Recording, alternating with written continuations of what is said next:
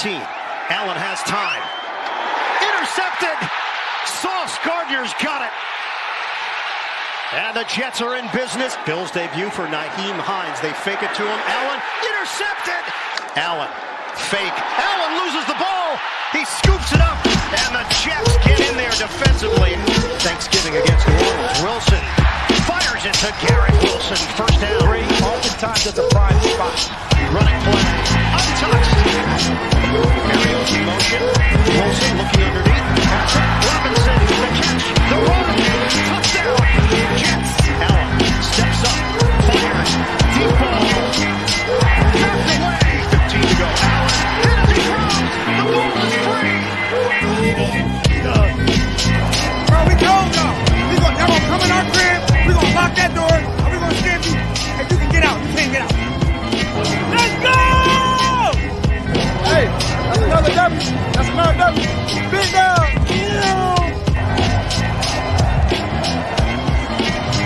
Like 11.5-point underdog at home. Jets win.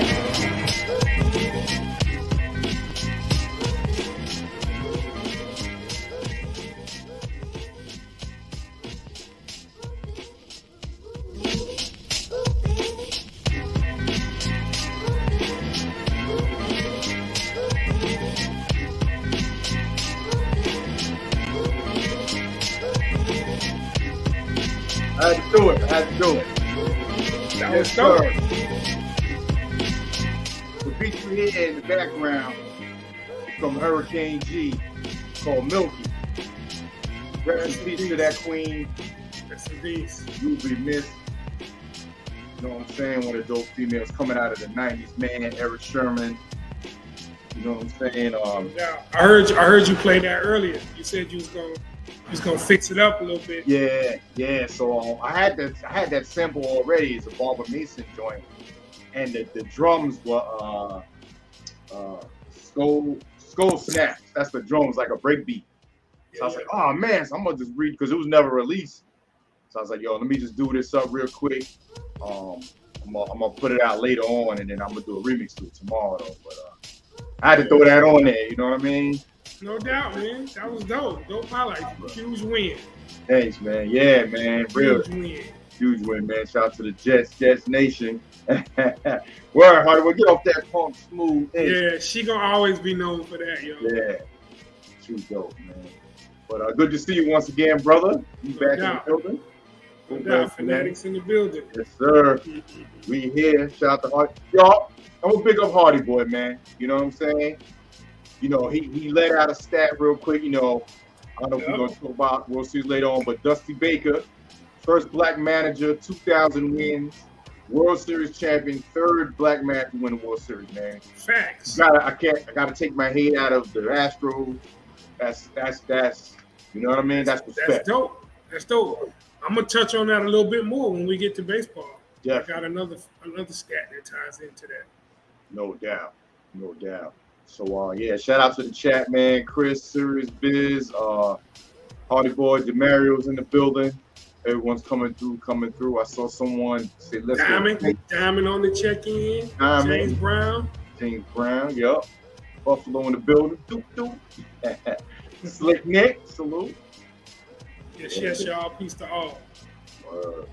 So, man, I see at the top of the thing we have, we talked about a little bit, but NFL trade deadline.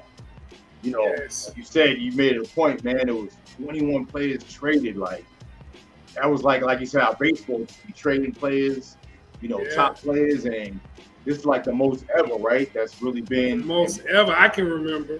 And key players too as well. It ain't like it's people on the bench or from the key league. So I mean, you had Claypool to the Bears, Naeem to the Bills, Zach Moss to the Colts, Ridley to the Jags. I forgot about Ridley. Forgot about Ridley. What do you think about Ridley to the Jags? You think that was like, this is what you get for doing that stupid shit? Take your ass to the bottom of the pit. Man, Calvin really can ball though, man, and it wasn't an injury. He just got to get back in football shape, man. I think betting, right? Shit. That's what happened, right? He was Yeah, betting. betting.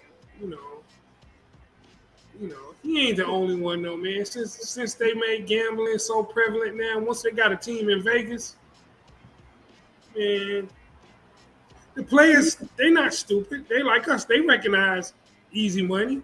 Right. Like they know a sorry team ain't gonna cover the, ain't gonna bet on that joint. Yeah. They just can't get caught. Exactly. Yeah, you gotta have handlers on top of handlers, Yeah. Yo, Slick Nick, we talking about trades, man. Yeah, these Slick two Nick guys. and Hardy Boy, them they off the chain, man. Dude, I ain't even say nothing. That mother done traded old boy and he got hurt in basketball. Cam Johnson. He trained players with torn ACLs. Talking about, I'm gonna let him send them back to me and just give them somebody else. I'm like, man, y'all crazy. You think they got some you would think they got like in-depth shit on players and putting money on them the way they doing these trades. Like forget the little money in the fantasy league. They got some real shit going on or something. Man, There we go, bro. I be looking at my email. Look, they requested a trade for me. Bro, sorry, Slick. I don't even open them shits no more, bro. I don't either, man. I don't either. These motherfuckers off the hook. Man, when I saw Cam Johnson had that torn ACL, I said, wait a minute. Did somebody just trade that dude? Oh man. Oh, now I know, Slick Nick, you didn't have any idea, but I swear I didn't see the trade until I seen he was hurt. So I was like, yo. Crazy. Slick Nick is on some shady. Got the shady doctor checking his knee out, talking about his shit gonna snap tomorrow. Go ahead, get rid of him. Oh shit! I love y'all, man. This shit just hanging on. Go ahead, trade him. Y'all be making this shit so fun. Word up, man. Word. But yeah, fantasy hoops is off the chain, man. Yeah. That shit right there keep you going, boy, because they don't announce who gonna play, who ain't gonna play until the last second. That's a fact. You fuck around, have 300 points on the bench. If you got a full clip, if you got everybody playing, you got decisions to make. Yeah, that's me last season. I gotta stop doing that shit. I see also in the notes. I didn't even know about this, man. Andy Reid's son. I mean, I heard. Yeah. I didn't know he got they sentenced him 3 years. The minimum. Of course, Ariel Young had brain damage, bro. Damn. Y'all, you know about how that happened, man? The lady and her daughter, man, had stopped to help some people with a dead battery and were giving them a jump. He drunk, coming off the highway off the ramp, man. And ran right into them. Ran into him, man. The little girl never gonna walk normally again. She got all kind of speech impediments. And this motherfucker the minimum. At the trial, she went in too, man. She cannot believe, man, that they gave him the minimum sentence. And he asked for a plea deal. She was mad that he even asked for a plea deal. Like he wanted to skate out of with nothing. Bro, you know what that tells you, because he been, let's be honest, he been fucking up a lot. With, he got issues. You know what I'm saying? So both his sons got issues. Yeah. To me, it's like entitlement. It's, not dealing with the consequences of your actions. Yep. Like to me, that ain't even remorseful. He's trying to get out of it. Yeah. What he did to a little girl, and you know what I mean? Yeah. Horrible. You're gonna plead.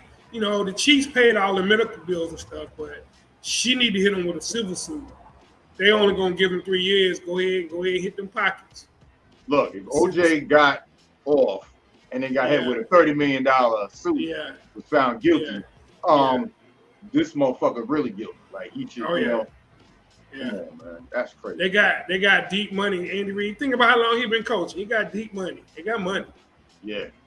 She need to hit him with a serious civil suit, man. That's crazy.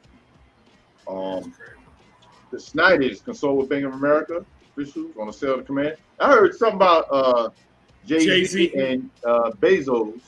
Yeah. The site that has the film that everyone's up in arms about. They talked. Yeah, they're gonna make a bid. They're gonna make an official bid from what I hear. Okay. You know, Snyder came out and threatened all the other owners, man. I knew that wasn't gonna go well. He sounded like Jim Brown, right? He did. I go down. Everybody go. The light-skinned brother at the bank. Yeah. Yo, man, like, if he had any hope of keeping the team, how did he think that was gonna help? I got a foul on all of y'all. That's some Dallas JRU and shit. Yeah. The red file folder. Man, don't get your punk ass out of here. And then he went at Jerry. You know, Jerry was like, what? What is he talking about? Yeah. Let me vote you out quick, y'all. Yeah. Chris, I saw that too. I know we don't talk about racing, but I was definitely going to say rest in peace to Coy Gibbs, Joe Gibbs' son. Yeah. Both his sons died at 49, man. Wow. That's just terrible, man. That is terrible. Condolences to his family, man. Yeah. From everything I heard, Joe Gibbs was a stand-up cat, man. Yeah. Yeah. From what all of the former players that played for him. Doug Williams talked big up on Definitely, Joe Gibbs. Mm-hmm. So, yeah, man, that's horrible. I can't even imagine. Oh, my bad. So, what do you think, man? You think that they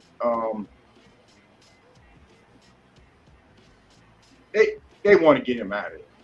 They want to get him out of there. It's just been too much. Yeah. Right now, it's a bad look for owners, man. Starting with Donald Sterling, man. Like the other owners are kind of like, come on, man. Like we can't. Then they're gonna be looking at my shit. Yeah, that's what it is. Yeah. They want it quiet, man. Get him out of there. Yeah. All the Suns got all of that going on.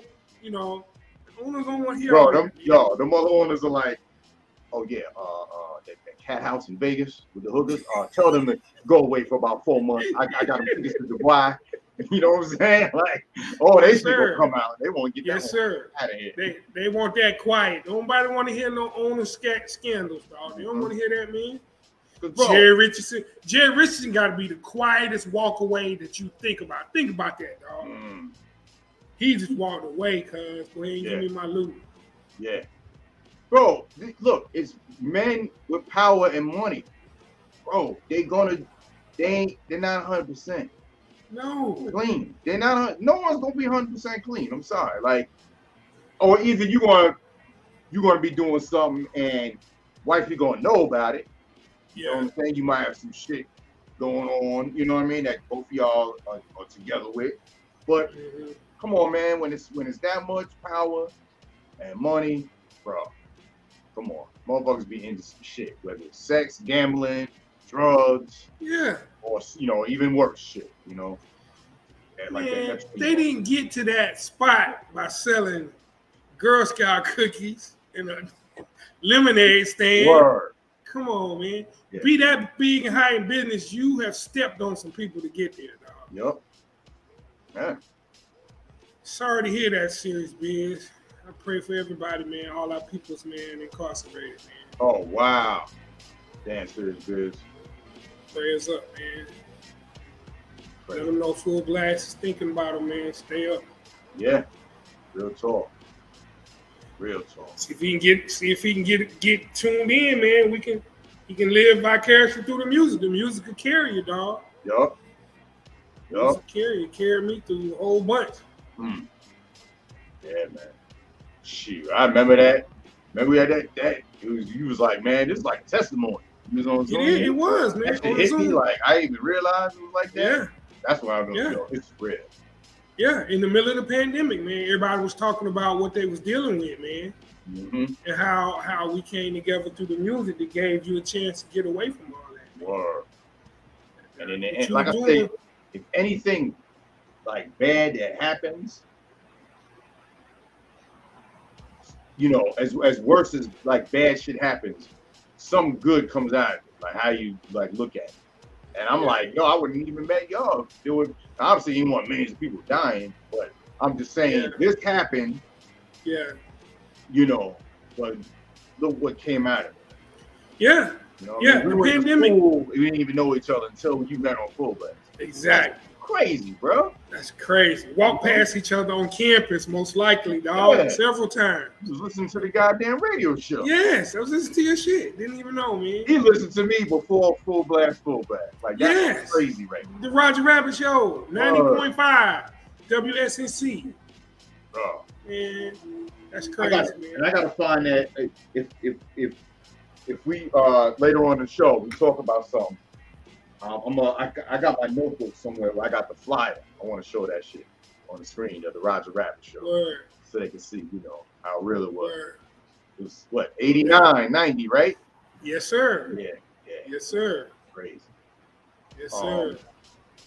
Browns QB Deshaun start December 4th. Did Slick Nick pick up Deshaun Watson? Hardy boy already got him. Hardy boy done picked him up twice. He picked him up early in the season, was like, I can't just carry this dude on my roster to December and drop him. Hey, man, that's a good pickup. He going to come in and put up numbers now. Yep. Oh, yeah. I promise you that. He going to put up He numbers. going to put up numbers. Hell If yeah. I didn't have Tua and Geno and Russell, Yeah. you know, it's Yeah. crazy. Colts fired Frank Reich and hired Jeff Saturday as an interim coach. Bro, when I saw that in the chat, I was like, what? I thought that was a joke too, Tiger. He's been on ESPN debating with Stephen A. He has. I'm going to tell you, though, that's more about his relationship with the Colts organization, though. Because, like, he was the rock, man. He was the rock of that team. The center for Peyton Manning, the O-line, makes the O-line calls. He well respected now. Yeah. I promise you that. Now, what he got to adjust to is you just switch sides, dog. You just switch sides. You've been making a living talking about how stupid coaches are. And showing pancakes and showing old linemen giving pancakes and all that. Okay, so when your running back get blown up trying to pick up the blitz, it's gonna be like what you was teaching them. Yeah, that's gonna be interesting, man. Like I said, shit, they hiring, you know what I mean, motherfuckers, because it's like the Colts, you know, like their owner. You know, he's a little eccentric, I guess you could say. You know, he might also, get Don Burr to be the special team. You know what I'm saying? Get Joe Budden to be the, the receiver coach or something. You might as well do all kind of crazy shit. Man, Frank Reich, dude, like I said in the chat, he bet on Mike Ryan and crapped out, dog. Yeah, he did, bro. First of all, he bet on Carson Wentz. He's a bad gambler. Oh, he 0-2. Carson Wentz, and then he bet on all the eggs in the Matt Ryan basket. After that was it, dog. Oh man, he's don't go with him to Vegas. You will not. No, do not fool with him. Yo, Chris, there was some chatter about that, man. Because the Rooney Rule doesn't apply to interim hires. And they were saying how Saturday skipped the line, man. Like, what about all these coaches that apply for openings for this upcoming season that you said were good quality candidates, we just went with somebody else? You know what I'm saying? Right. How they didn't get considered for the interim position. But for the interim position, the Rooney Rule is not even in the consideration. They can hire whoever they want to for interim. Yeah. So, but it's like, so you go with someone that ain't been a coach, even though he just got, clout or whatever, and you still don't, even though that don't apply, you still don't go get a coach that's a fucking coach? I know, right? Like, to me, it's just like, yeah, man. To me, it's like they don't even think about that they're being racist when they don't even consider. Not like they're saying, "Then, boy, we ain't hiring no black motherfucker to be a coach." They're not even saying it. It's not even a thought to even put a black coach in the mind to hire. That's racist too. You know what I mean? Even though it's not like blatantly like, oh, I didn't mean it like that. Yeah, man. Like, let's just go get Jeff Saturday because he's close to the organization. Like, and for him, I mean, if it works or not, I mean, they're probably not going to keep him. I mean, he ain't going. It's not possible to turn that team around. They're terrible. Oh yeah, they're terrible. They might be worse than Carson Wentz, bro. We thought they were going to be better. Yeah, I did. Jonathan Taylor got hurt, and then the O-line is not the same. All of the success they had came off that run, man. Yeah. Everything came off the run. Mm-hmm. But, you know, Shannon Sharp probably said it the best, man, that I've heard when you talk about the Rooney Rule and everything that you try to do to get more black coaches hired, it's never going to work, man. We were just talking about the rich, powerful men. They don't like to be told what to do. Nah. You're not going to tell me who to hire? My bad. I just had the wrong matter. You're not going to tell me who to hire? Yeah. And they're going to hire somebody they feel comfortable with. Yeah. Him and Irsay and Saturday going to be having dinner. They have dinner all the time. Mm-hmm. He ain't got nothing in common with Louis Riddick. Yeah. I mean, you know, it's going to be tough, man, outside of ownership. You know, that's why I don't want us to get ownership and have some little piece, 10% stock. You ain't got no say. Yeah. You ain't got no say. That's like when they were, Jay-Z, he owner of the Nets. He ain't got no say. He ain't got no say. They hired Steve Nash, ain't asked Jay-Z shit. Word up.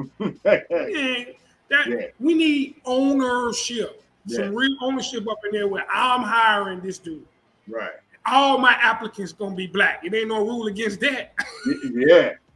Now look at the lens though, because I thought about, like, say if you was the owner of the Colts.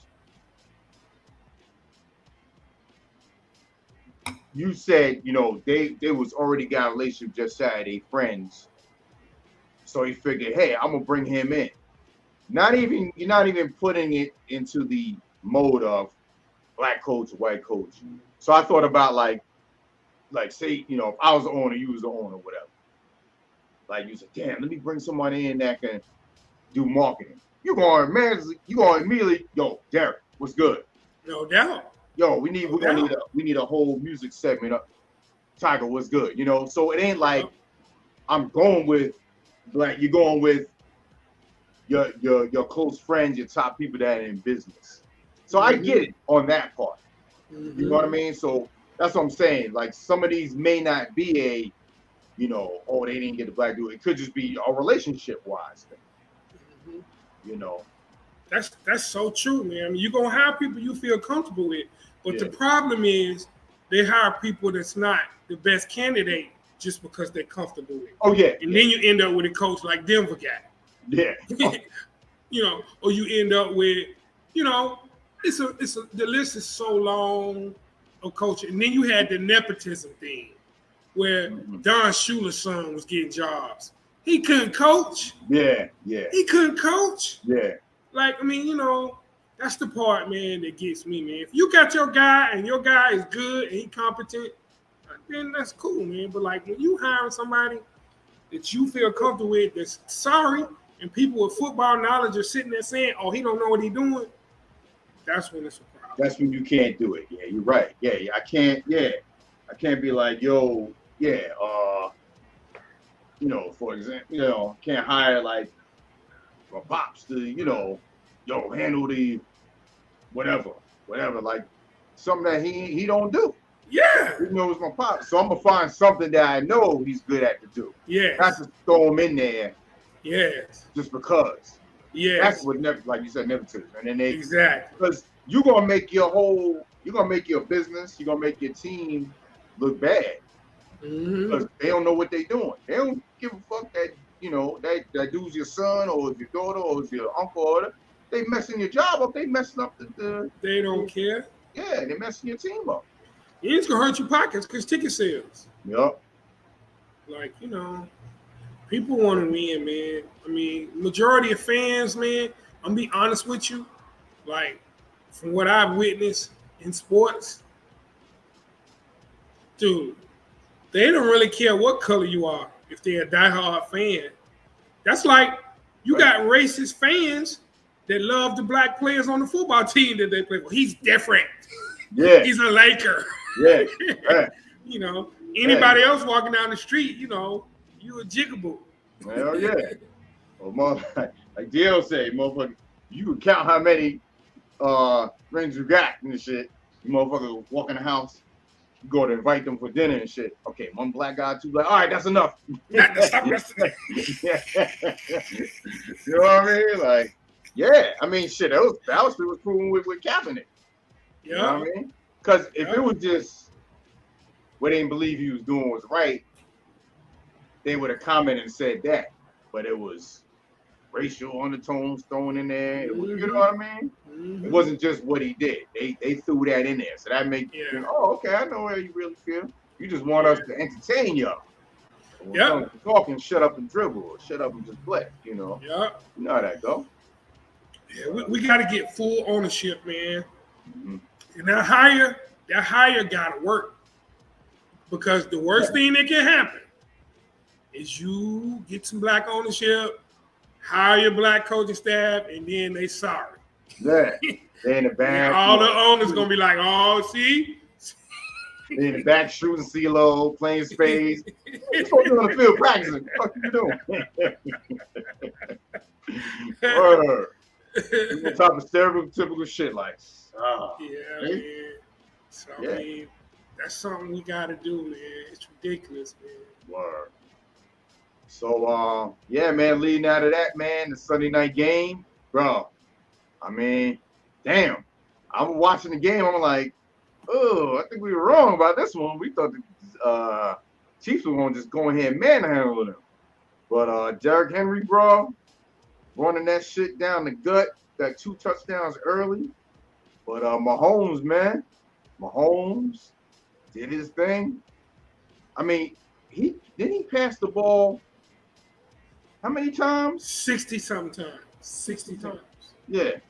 509 total yards offense, and had to take it to overtime for the win. They only had 80 yards passing, the Titans. That's what I told you. 0 catches. Oh, yeah, that. No wide receiver catches. And they let A.J. Brown out of there. Man, I said that, man. Like, big up to the Titans defense, though, for keeping it that close like that. They threw 16 passes, man. And, man, you know, credit to Malik Willis. The deep throws he threw, people dropped. He hit Westbrook Akina, man, on a deep ball, man. Bam! Man, he got to catch that, man. Yeah. He threw one ball, man. The dude wasn't even looking for the ball. He was hand fighting with the corner, running down the sideline. I was like, what is he doing? Yeah. Like, yeah. Everybody talking about the Titans, dude. You ain't beating nobody with less than 100 yards passing. Mm-hmm. The Chiefs defense, just like really good teams, will stack the box. Derrick Henry, no, you're not just gonna come out here and mash us with Derrick Henry. Not playoff football.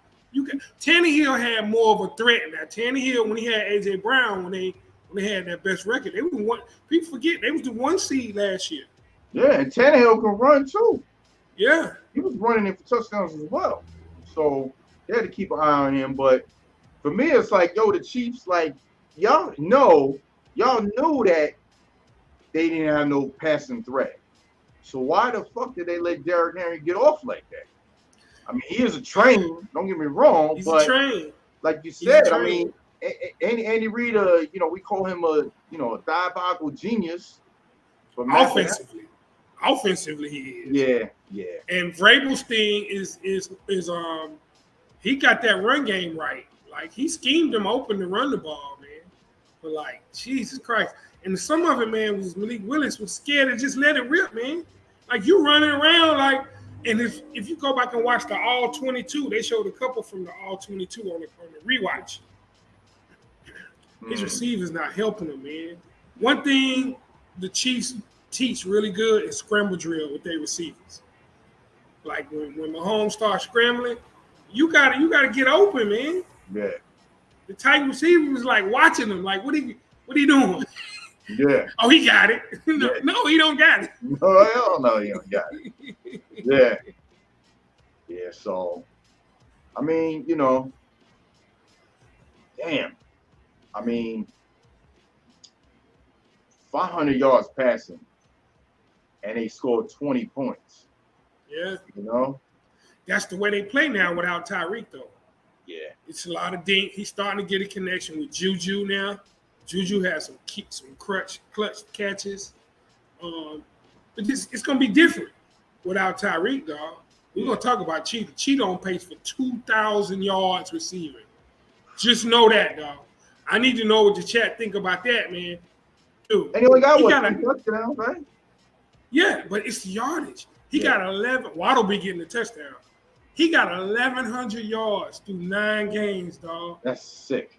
He on pace to bust 2,000 yards receiving, dog. Dude, that's Hall of Fame status right there. Closest person was Megatron with like 1,940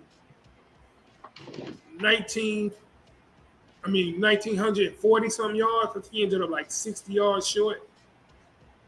He does have the extra game though. He does have the extra game. Yeah. So what we'll do is we'll obviously we're gonna see how many yards he has, and we can minus that last game. It's like we'll see how many yards he has going into week 17. Yeah.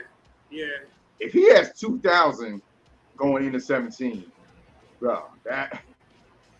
Hey, I think he's gonna bust 2,000 before he get to the 17th game. 1,100 now. Yeah. Got 1,100 now. And like the way McDaniels is scheming him open, man, he be like, wow. And like you said, it's not necessarily touchdowns, man. It's comebacks, crosses, digs. Yards after attack, yeah. Yeah, scary. I want a pull up the accuracy between Tua and Mahomes. I want to really see if he keeps doing that, saying that because he's trolling, or is that a real fact? I have to, because he keeps throwing that out there. You know what I'm saying? Yeah, he didn't have 1,100 yards with Mahomes through 9 games at no point in time in his Kansas City career. Yeah, but I mean, yeah. I think it's more McDaniel, though. McDaniel is a freaking genius, man. He's a freaking genius with that offense, man. I'm like, why the fuck they got to be good now that my Jets is good? But they defense leaky, though, Tiger. What's going to hurt them, man, is you get them in bad weather. When they get cold, they got to come up there and they throwing the ball all around like that. They defense leaky. If they don't shore that defense up, you ain't going to continue to win shootouts. Right. Yeah, that's true. Hey, man, let's get right to it, bro. College football week 10 recap. Yes, sir. Going down. Shout out to the Dawgs. Bro, I was watching the game. We went away for the weekend. Had some dude with that checkerboard Tennessee overall. Like, this dude right here. Yeah. And I saw him in the stands. I said, oh, okay. That's what they win. Yeah. He left after halftime. We didn't see him ever since. Oh, for real? Y'all was at a sports bar, something chopping it up? Yeah. He left, yo. I said, oh, I didn't see him no more. But, yeah, man, both dogs reclaimed that number 1 spot. 27-13 win. 387 total yards. Held it 195. Sacked them 6 times, man. Yes. What do you think about this defense, man? I mean, obviously we lost, they lost Jordan Davis. They lost, key players last year that got to the championship. But, bro, to me, he ain't missed a step. Man, Georgia's defense is nasty, man. They keep stocking 5. They got 4 and 5 stars waiting behind 4 and 5 stars, dog. At this point, it's just plug and play. Right. And Henry Hooker, man, was just off, man. He missed at least 3 deep balls. Oh, man. yeah. They would change that game. Yeah. Yeah. There was one dude, he had to step on him. Oh, Man. it was 3. It was 3 deep balls he overthrew. Man. But shout out to Stetson Bennett, man. Georgia's quarterback, man. He quicker than you think on that touchdown run. I mean, it's a trip, man. He's a nerdy-looking little dude, man, outside of football. But, hey, man, that dude gets it done, man. He gets it done, man. He not getting the props. Yeah, he deserved. Right. But I mean, Georgia, man, they've been there. They done that. Like, it's a little different. Yeah. You know, those guys, you know, that's playing now were backups. Some of them last year. Right. You know, they getting reps when people get tired. Mm-hmm. So, I mean, you know, it's crazy, man. Hardy boy, I hear you about Kelsey got to eat. How about Waddle got 812 yards through 9 games? Like, they put it up. That offense. What the like, Dolphins doing, man? Yeah. I mean, he ain't even hitting Kaseki. Kaseki only got 200-something yards. Oh, I know. They're bum ass. That's why I got. Oh man, I don't know, man. This what he doing with Tyreek Hill, man? That's something we haven't really seen, man. What is he averaging? 15 yards a catch. But yeah, back to Georgia, man. They got 387 total yards, man, and those sacks, man. Once they missed those deep balls and they got a lead, they pinned their ears back. Just came at them, man. So shout out to the Dawgs, man. Kirby, man. Kirby got them boys right. Yeah, man. Got them boys right, man. Who's their opponent next week? You know. So let me look. I know that it's about to be a nice little race. I know that LSU win shook up things as far as the SEC is going. Let me pull it up right quick.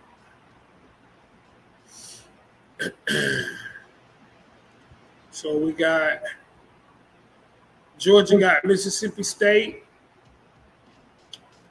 Kentucky, and Georgia Tech. They're going to blast Georgia Tech.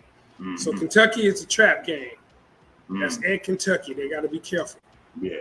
They got to be careful with that.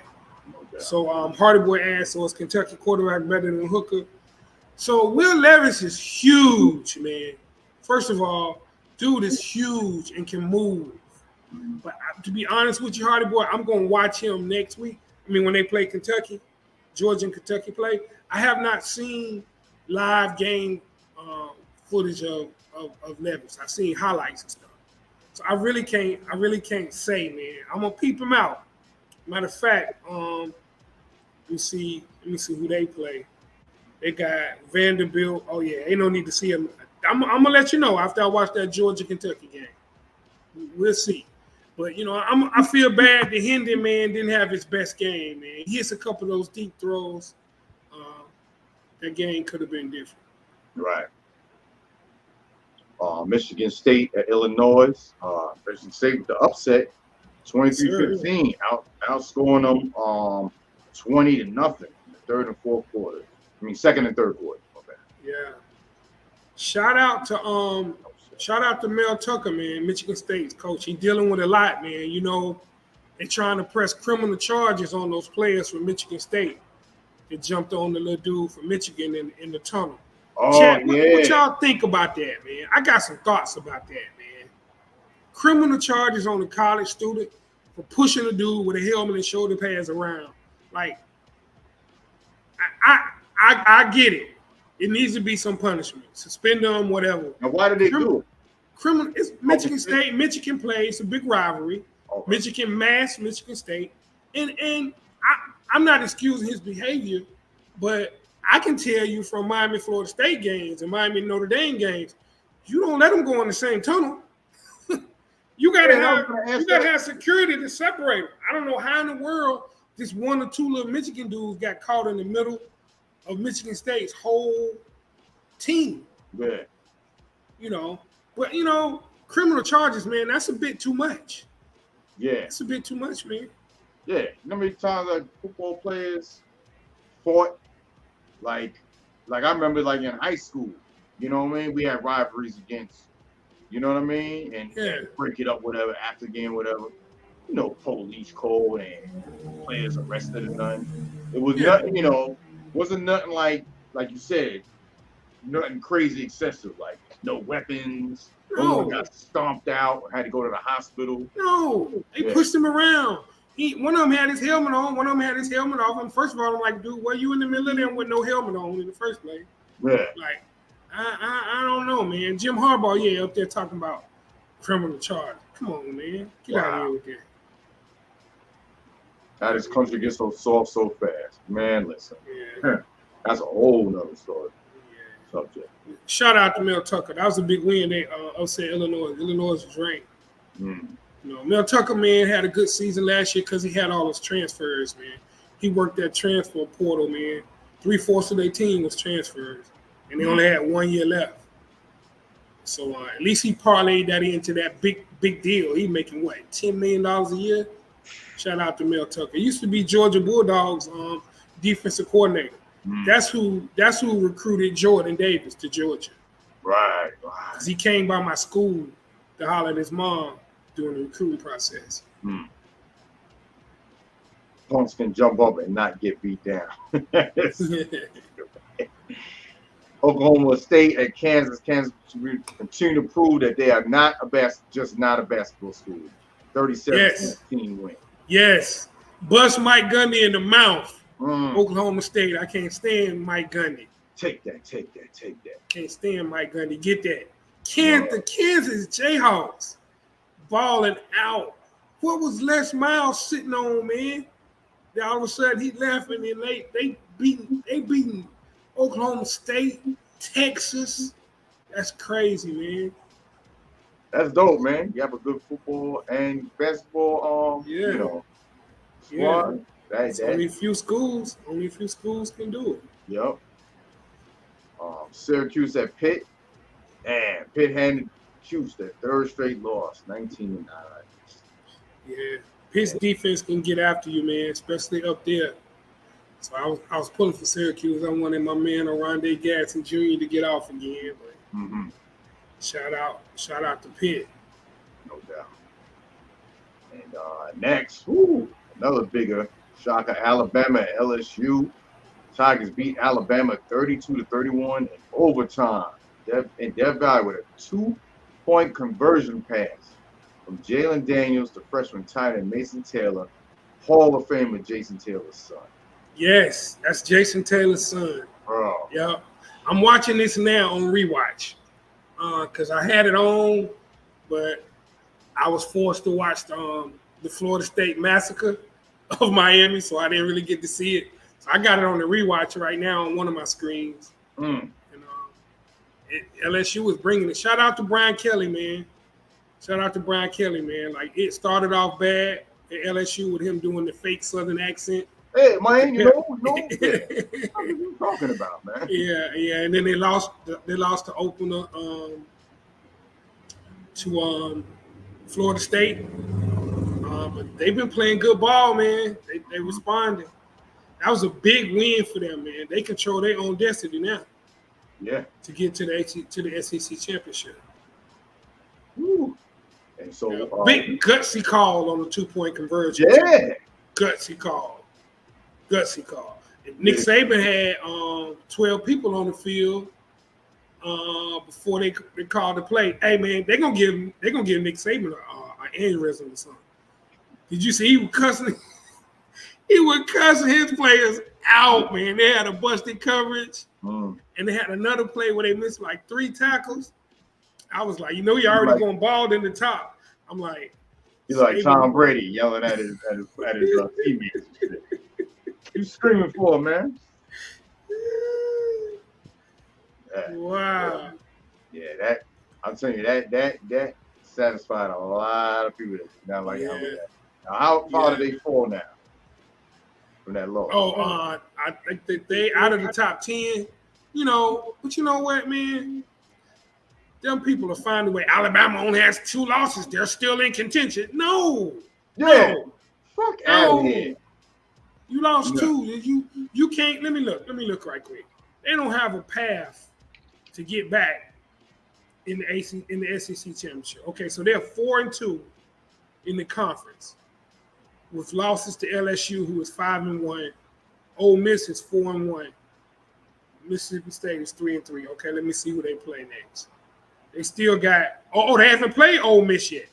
Oh, they do have a chance. They do. If they beat Ole Miss, they'll be 5-2, and Ole Miss will be 5-2, and they will win the tiebreaker. Let me see who Ole Miss plays last. Ole Miss still has Arkansas and Mississippi State. So, that Alabama-Ole Miss game is huge.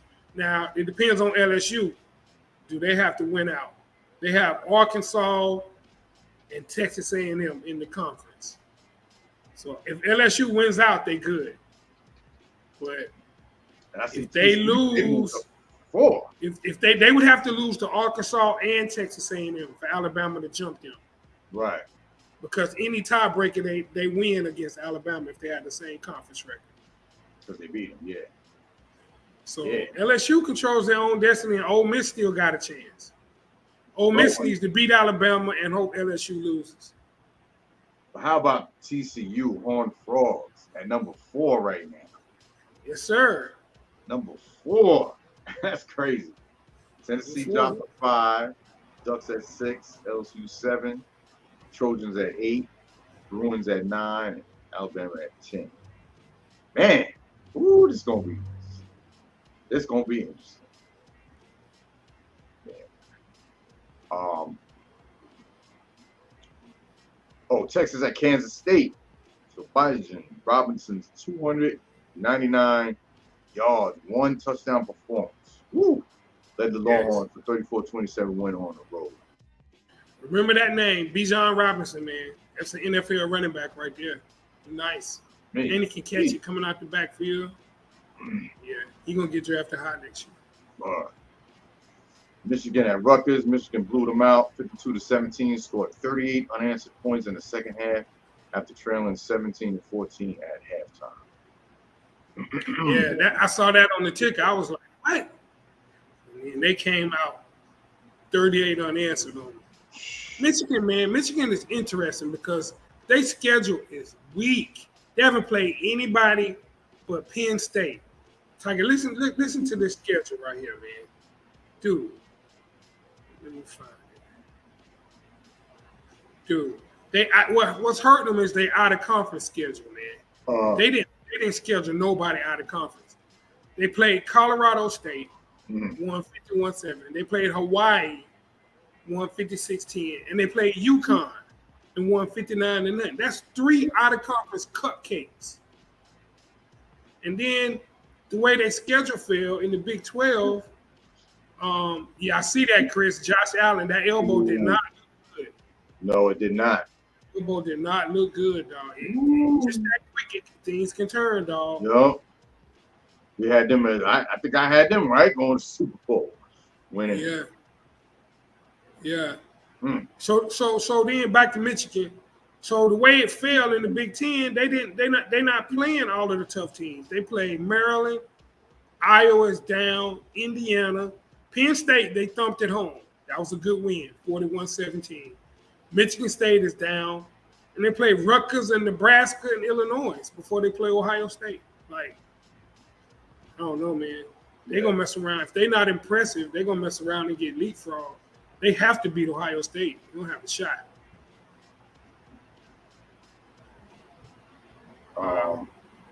Notre Dame continues their dominance over the ACC, beating Clemson 35-14 in South Bend. Irish rushed for 263 yards and had 2 running backs over 100. Shout out to Stub Rock. Shout out to Stub Rock. Shout out to Marcus Freeman, another first-year coach that started out rocky and turning it around. Got him at 6-3. They lost to Marshall. Remember in the beginning of the season, everybody was clowning him. Oh, yeah. Shout out to Marcus Freeman, man. Wake Forest at NC State. NC State won 16 straight home games after their 30-21 win. That Clemson loss didn't help Wake and NC State over there because Notre Dame is pseudo ACC. They don't count as an ACC conference game. Okay. But they played 4 or 5 ACC teams. So it didn't matter that they lost because it wasn't. Clemson still got a lead on them. Plus they've already beaten both of them. Right. So Clemson still gonna represent the Atlantic Division most likely in the ACC championship. Looks like it'll be Clemson and North Carolina. Okay. Arizona State, UCLA. UCLA had 4 TDs with 50 to 36 wins. DTR, man.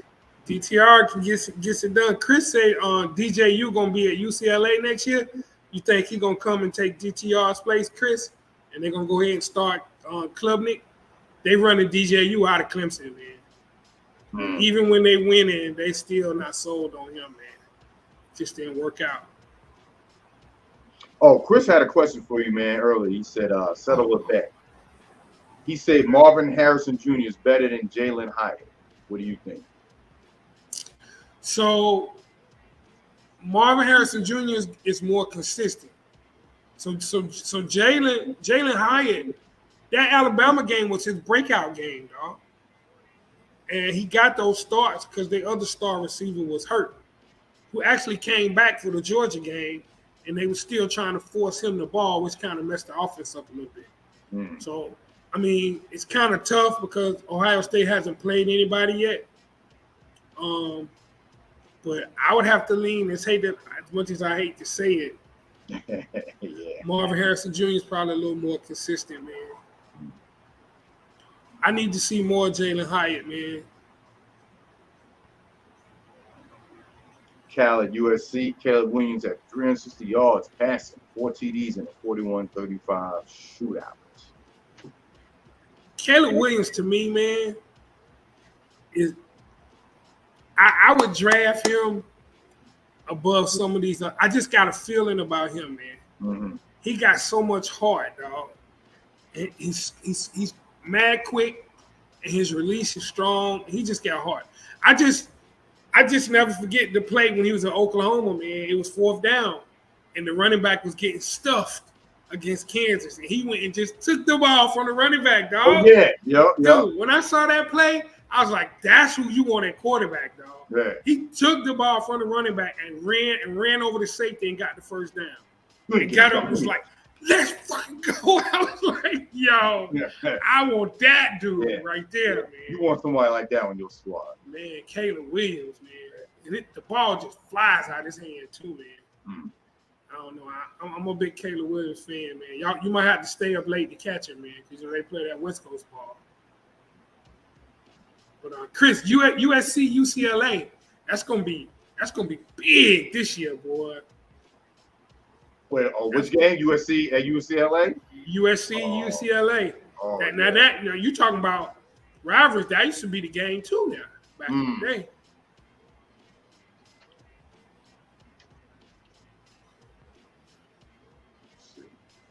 And when is that? That's in December? I don't know, Chris. When do they play? It's usually the last game of the season, I think. Oh, okay. In the next game we got Florida State at Miami. B-Dub versus Queen City G. Seminoles blew out the Kings 45-3, which is the largest road win scoring margin in the history of the series. FSU had 454 total yards while holding UM to 188, only 62 yards passing. Shout out to B-Dub with Fullblast Drive for dominating the shots for scores, challenging 6 shots to 0. So they were taking shots, y'all. So every time Florida would score, Queen City had to take a shot. So just add that up. See how many shots Queen City had to take. 6 to the head. 6. And what was you taking? 6 to the head. Tito's? I was shooting Tito's. And this was Queen City after that night. I ain't gonna lie, dog. I slept. I slept to, man, the 1 o'clock games was on by the time I got up, dog. Like, when I got up, Mixon was going crazy. I was like, what's happening? But, man, straight up, shout out, man. Shout out to the Noles. Shout out to Mike Norvell in their 3rd year. Got them on track. Physical football team. Ran the ball. Jordan Travis has excelled at quarterback. Efficient, 13 for 16, 240-something yards, couple of touchdowns. I mean, he's got them. 2 years ago, they were where we were. 2 years ago, it was his first year. We won 52-10. My boy Sean took 7 shots to the head. So, I mean, you know, shout out to B-Dub, man. All of that junk I was talking during the summer, I definitely overestimated how quick Mario could come in and make an impact. You know, all the recruits that we get on impact, nothing that we put on the field Saturday. And they handed it to us, dog. Ain't nothing I can say. I mean, it's a special type of rivalry. It's not like a Ohio State or Notre Dame where I hate them. Yeah. You know, obviously I don't like them. You know, it's a rivalry, but I respect that. Like, you know, I respect it. Football is better when we're both good. So it's on us and our new coach to get us on the track that they own in their 3rd year. But facts, B-Dub, I know you're going to catch this on the rewatch. All props, dog. I have nothing to say. I have nothing to say. Is it B-Dub? He had a fresh bottle of liquor. It was untouched. Fresh bottle of Quavo. I couldn't even make him crack it. Shout out to my boy Sean Sneed, too, man. Big time Florida State fan. That's the homie. We alternate cribs. It was my turn to host. Came through and couldn't get a shot in either. Man. So it is what it is, man. It's gonna be a rebuild. It's gonna be a rebuild. Hey, yo, look, just like, you know, last week when I lost by 0.3 in the fantasy, you know what I'm saying? And then as bad as, you know, I felt, it was like, yo, this is what it is, man, with sports. Like, you're gonna win or lose by 0.3. Yeah. Like, that's crazy, Tiger. Man, my heart went out to you on that right there, dog. You either gonna drive like SOD in the car or you're gonna cry in the car. I was crying in the car. You know what I mean? Hey, but you know, I pretty much knew we were gonna lose the game, man. The Middle Tennessee State game told me how far away we are. You know, and it's frustrating because, you know, we got all of these highly touted coaches, man. We got Ed Reed on the staff. Jason Taylor is on the staff. He didn't even go to Miami. He working with the defensive line. Charlie Strong, the linebackers coach. None of that matters, man, if everybody don't come together and buy into what you're doing. And right now, it's a hot mess. It's a hot mess. The first touchdown, I was telling B-Dub, I told him, I said, Al Blaze, number 7, is a corner that's moved to safety. Dude is a 3rd-generation Hurricane. If you know anything about the Canes, we had Benny Blaze, Brian Blaze. He's a 3rd-generation Blaze. All of them stars. And we done moved him to safety, and he don't know what he doing, dog. The corner was getting beat. He safety help. The Florida State receiver was running by him. He was still backpedaling, Tiger. Doug was laughing. I was like, get out the fucking backpedal and run. Unbelievable. It's been that type of season, man. It's been eye-opening, man. It's gonna take a minute. It's gonna take a whole recruiting cycle. But shout out to the Noles, man. This game is all about the Noles, man. They put it to us. Right. They put it to us. And so I got a question. Actually, Chris got a question. We'll pull a video off before we go into HBCU. He said, Ed Reed said he stands with Kyrie. Is that going to hurt his future coaching career? I said yes. I mean, anybody supporting that in this climate, And not just that, a myriad of other issues that if you come out in support of, it's gonna hurt your chances. It's gonna hurt your chances. Now that depends on where he's trying to go. If he were to go to the HBCU ranks, I don't think it would matter as much. I'm just saying. Right. I'm just saying. But yeah, I don't think that's wise to jump on that train at all. Facts, Rio, they don't forget. They don't. I mean, you know, and to me, it's like,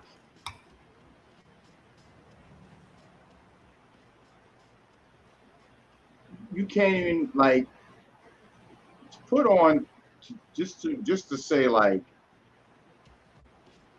whether side you agree with or not. One thing I can say is that they don't let people make a mockery of their coach. True. You know what I mean? Like, you gotta, you know, to me, True. you gotta like see him for that, because it's like, you know what I'm saying? Like, yeah, man. I mean, you wouldn't want anybody to belittle what we went through. yeah, I mean, you wouldn't. That's a fact. But the biggest thing is the money that community controls. You gotta understand the machine you're going up against, man. right, You gotta understand that. right, Because it's bigger than you. It's all of the other companies that may be connected to that community. right. You know, it is what it is. I mean, just refrain from any hate speech, man, other than sports, you know, casual sports talk and stuff like that. Like, it is what it is. Yeah. Shout out to D Cole. D Cole's in the building. D Cole in the building. Yeah. Them Razorbacks. Them Razorbacks. College basketball kickoff tonight. We're gonna talk about that. Yo, Tiger. Dude, it is an amazing time in sports right now, dog. This app got my head spinning, dog. Like, The one you said you was up to like one of them more? Man, like, dude, man. Tonight it's gonna be 15 NBA games on. Ain't no games tomorrow because of voting. Every team is in action tonight. Oh shit! I got tipping off 15 minutes apart. Yeah, you better get in there and get your lineup right. Word. Because everybody's playing tonight, unless your people hurt. Damn, Slick Lick beat me by like 100 points, which is that ain't a lot. I got Dame Lillard coming back tonight. Yeah, I gotta stop bullshit. Dame Lillard coming back. Man, I need Melo, man. Come on, Melo. God, dog, man. I knew he was gonna be hurt. I drafted him. I knew he was gonna be hurt, but I think he's gonna miss like 3 weeks. Oh man. Say he should be coming back soon. Word. So so we're gonna go into HBCU, but you know, man, we got to keep this momentum going, showing one of our greatest coaches ever breaking down film. Tennessee versus Georgia. Man, who the hell said that stadium wasn't loud? They had more volume than Ice Spice booty. All right, 3rd and 10, right? We in the red zone. Right, take a look at this guy. All right, coach called the perfect blitz. All right, plus they've been calling this guy's phone all night. He couldn't have got much sleep. This should be a piece of cake. All right, but I forgot I'm not really an athlete, so I slip up like my mama's dress when she's twerking at the club. Right, and take a look at Connor. All right, slower than a lock journey. Can't even relate. Touchdown. All right, it's 1st and 10, right? Receivers running out and up. I take a look at Peters, all right? I'm scared. It's the quarterback's favorite receiver. These guys make a better combo than the Wendy's 4-for-4 or Drake in 21. The ball's not even thrown yet, but the coach already got his hands up. I wonder why. Maybe he knows my hips, a cheap suit pocket, and a man that's emotionally unavailable all got one thing in common. None of them gonna open up, all right? So I can smoke like some ribs. Touchdown. All right, then, Jacobs. I mean, come on, son. He just goes straight past you like a rapper does club security. I mean, who wouldn't throw this ball? It's an easier read than Junie B. Jones. Man, next play. All right, now it's 1st and 10. We got the ball. All right, take a look at Charles. Locked up like Akon and Styles P. interception. Hey, Coach, chill on Charles, man. I'm the one that threw that ball. Hey, David, just be quiet, all right? I'm running this show. I'm going to get to you. Because that whole game, you was just like the Hornets and LiAngelo. You was holding on to that ball for way too long. Look at you, getting swallowed up. 24 years too late, if you ask me. Basically, what I mean by that is 24 years ago, your mama should have swallowed. Oh, man, it is so good, man. Holy shit. Man, you just have to marinate on so many of those, man. Word. Oh, my God, man. The 4 for 4. The hips not opening up. Smoke like ribs. This dude, man.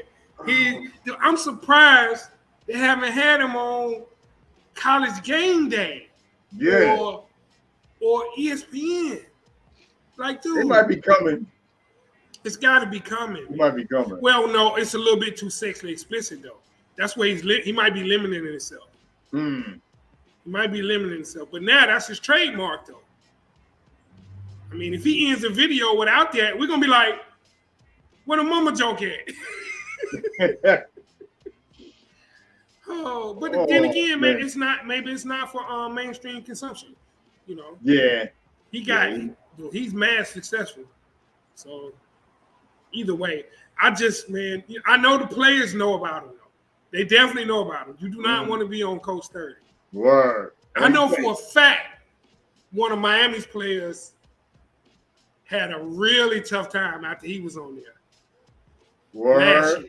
Last year. He ended up leaving the team.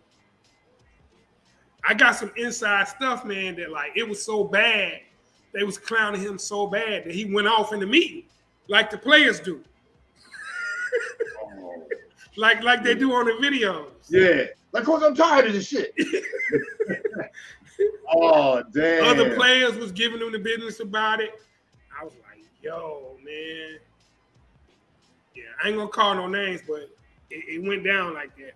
But I imagine, dude, watching that Florida State-Miami game, oh, my God. We ripe for the picking, dog. He already hit us up with Middle Tennessee State. He might not come back and get us again, but, like, I anticipate one coming in any day now. Because if he get Al Blaze on that back pedal while the dude was running past him, what did he do you in the Jane Fonda video? Oh, man. It's so many parts of that game right there, man, that he could tear us up with. Jesus Christ. If there was some way to get him on the show, I wish we could. That would be dope. Did you add him yet? I ain't even on Twitter and all of that. Did you get at him? I'm like on it, but I'm not. I don't like. I have automatic shit like going to my thing, but I'll go on here and send him. I don't know if he has his DMs open or closed, but I hit him and be like, yo, bro, we do a sports show. Come on if you want, you know what I mean? I'll hit him up and see. I mean, he ain't got to do no skit. We just want to interview him. Like, just tell us about, like, how you came up with it. Like, how the players, have you had any kind of feedback from players about it? I know he has. That's crazy. And he played, too. There's one earlier when he first started making the videos. He went back to the small college that he played for. And was on the sideline. But yeah, that would be dope. I'm sorry, bro. I'm sitting. You know, they always have trending shit on Twitter. So I saw privileged rappers. They talking about that Drake 21 Savage shit. So someone hashtag. It said privileged rappers said this is not an excuse. But for some reason, he put in some dude filming an avalanche. Bro, he's sitting there.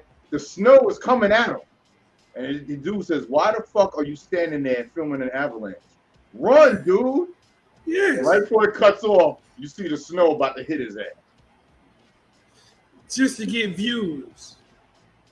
That's crazy. That'd be the last view he got. Yeah. And, you know, I ain't trying to make it racist, but he ain't one of us. So. No. No. He was sitting there filming a goddamn avalanche. He wild. Oh man. HBCU.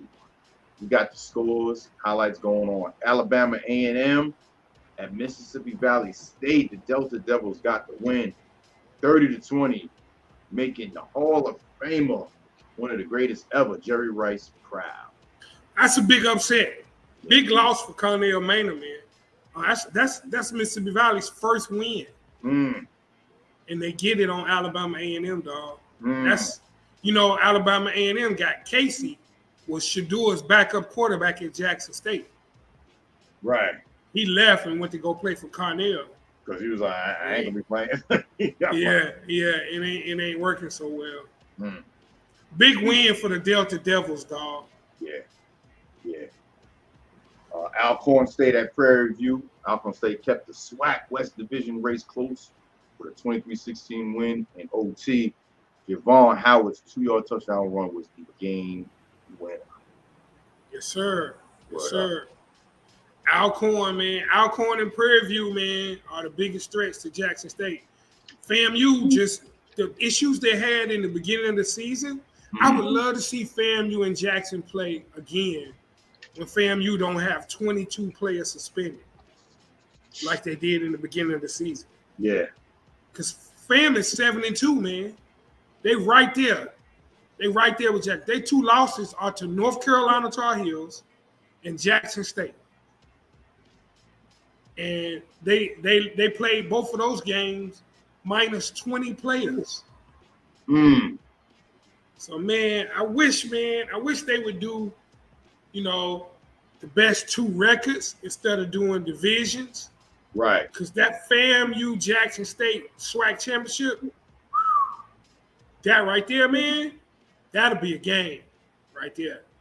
I honestly think Jackson is going to smack anybody that come out of the West. But if FAM, man, no, Eddie Robinson Jr. is Alabama State, Hardy boy. Alabama A&M is Cornell Maynard, who played at Winston-Salem State and at North Carolina A&T. He hails from Fayetteville, North Cackalack. Shout out to James Green, Fayetteville. Yes, sir. Yes, sir. And Tiger, you went to school. You remember Craig Maynard, right? Craig is Cornell's brother. Yeah. That's crazy, bro. Yeah. You called him Pink Panther. Yeah. I don't remember what he looked like, right? Yeah. He was him and what's the name was Mad Cool. That played for the Steelers. Remember? Yancey Thigpen. Yeah. Yancey Thigpen, Phil Hayes, all them kids. Yeah. That's dope. That is dope. Yeah. Southern at FAMU. FAMU advanced to 7-2, 30-16 win behind Jeremy Musah's 3 touchdown pass. Jeremy Musah may be an NFL prospect too. He's nice. He just ain't had this full complement of receivers, man, all year. Yeah. Right. Fam got some talent. And Prime Time, Jackson State at Texas Southern. Coach Prime and the Tigers locked up a spot in the SWAC championship with a 41-14 win. Tigers got 252 yards passing and 3 touchdowns, no interceptions from Shador, and 214 yards rushing and 2 touchdowns from running back Savon Wilkinson. The Tigers will host the SWAC Western Division Championship on Saturday, December 3rd. Queen City G, Derek Weber Marketing will be in the building. Yes, sir. I want to go. Word Man, up. if y'all can get to Jackson, let me know so I can put in my ticket request. Saturday, December 3rd. They undefeated in the conference, and if they lost both games left, they still will win the tiebreaker versus FAMU.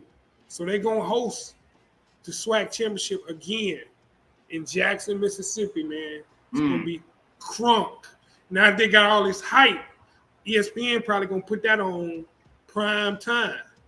Word. Depending upon the Go ahead. Keep going. Yeah, I'm trying to. Depending upon when the other conference championships come on, it might get an ESPN2 or ESPNU slot, but they're definitely not going to be on ESPN 14.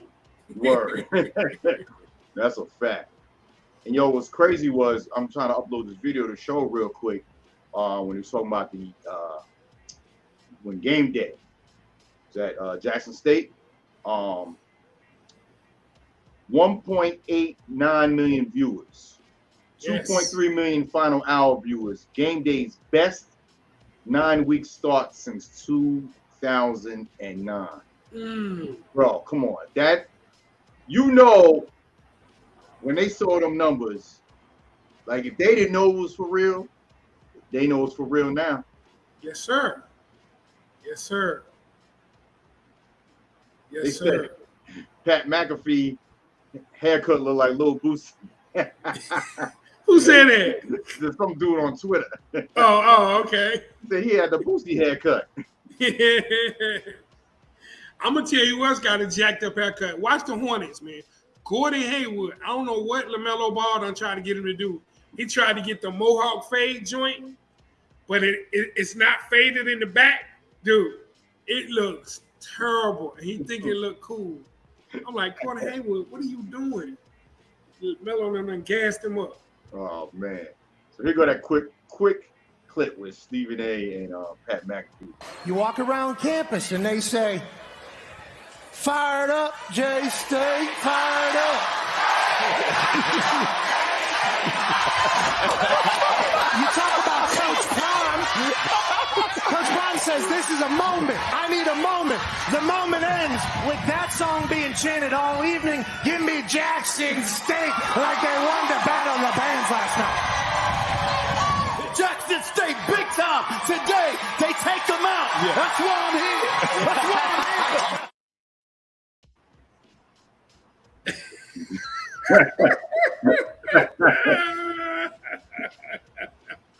Oh man. That was dope, man. That was truly historical. Mm-hmm. Like Prime said, the players, I don't think they understood the magnitude of what took place. Yeah.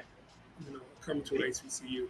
And another thing is all of Jackson came out for that.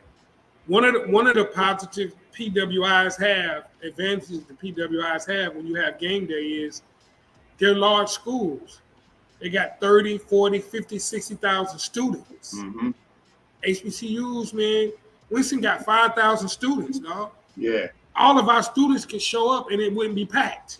Word. So you need the rest of the city to come out. Yeah. All of Jackson came out, and he was smart by inviting all the Southern people too. Word. Packed it out. Because regardless of football rivalry, this is bigger. It's bigger than that.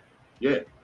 And that's the selflessness of Prime, bro. That's why this is coming together, bro. You know how we say when I play a Stevie Wonder and they're like, yo, Bubble Rap Stevie? Yeah. Bubble Rap Prime, bro. Bubble Rap Prime, man. Word. It's 1 of 1. Look at the piece that he got too. Look at the piece right here, the stadium. Oh yeah, that's the piece. You know they just got their championship rings too from last year's SWAC championship. Oh, that's dope right there. Yeah. That's an accurate replica of the stadium too. Nice. They got the bowl, and right there where the JSU is, that's where he built the Jumbotron. I told you, man, he built the Jumbotron on the outside of the stadium, and they just put it up tall enough where you can see it. Right. Prime was like, "We're gonna have a Jumbotron." It's like it's no structure. We can't do it. All we can do, we're gonna put it out here. Mm-hmm. I cannot wait, man, to get back down there, man. Hey, Hardy boy, you know that's a very, very good question. I don't know. I'm gonna find out. Boil water, yeah. They probably do, man. I wouldn't doubt that there's still some issues with the water, man. Word. I know one thing: when I get my itinerary, Weber Marketing will let me know. We probably have cases of our own water that we bring. Yeah, that's fucking ridiculous. Meanwhile, I don't know what's going on with Brett Favre, but you'd think he'd have more covers or the same amount of covers as Kyrie had, but we know what it is, so let's just keep it moving. What it is. Ridiculous. Fayetteville stayed at WSSU. The Rams kept it close, with the Broncos falling 14-6. They had a chance to tie the game late, but threw an interception on the Broncos' 5-yard line, just like Jimmy G did in the championship game last year. Man, that game was on TV. I watched it, man. We looked good. We broke out some new black unis. Mm-hmm. You know, Fayetteville was the top team in the CIAA South, man. Right. For, you know, we kept it close, man. 14-6, man. We had the ball down there, first and goal from the 10-yard line. Do a little read, a little play action, read out to the flat in the corner, broke on it and picked it off, man. I wanted to see if we would have got 6 and we could have got the 2-point conversion. For the 2, yeah. But it was kind of like a little on Winston homecoming, because you know the hurricane canceled homecoming. Right. So it was alumni day, and they had a whole bunch of stuff going on, pep rallies and all of that. So the team was fired up, man. But I'm interested in seeing if we keep Robert Massey, man. I don't know, man. I don't know if he did enough winning 2 of those last 3 games this year, but I'm in favor of moving on, man. We got to pull somebody that's a little more innovative on offense, man. And then again, recruiting is just tougher, man, because some of the top players, even if they are opting for HBCUs, they're looking at MEAC and SWAC, man, not so much at CIAA. Yeah. But, we'll see. And we got more HBCU updates. North Carolina State. How for Jalen Gibson transferring to the Rams, WSSU. They take the Rams to another level. So we'll see when that will happen. You know, that goes down, how that gonna work out. Our basketball squad is supposed to be official. I don't think we're gonna suck in basketball. yeah. Word. Maybe we'll link up and go catch a basketball game. Yeah, I would definitely like to do that. That would be dope. So this is how different CIAA football is. The CIAA championship this year will be Chowan and Fayetteville State. Chowan was a junior college Tiger when we was at Winston. They weren't even in the CIAA. So I'm pulling for Vietnam to get that done. Yeah. Shout out to Vietnam. Shout out to my son Rondo. They went to Fayetteville State. Big shout out. So go Broncos. And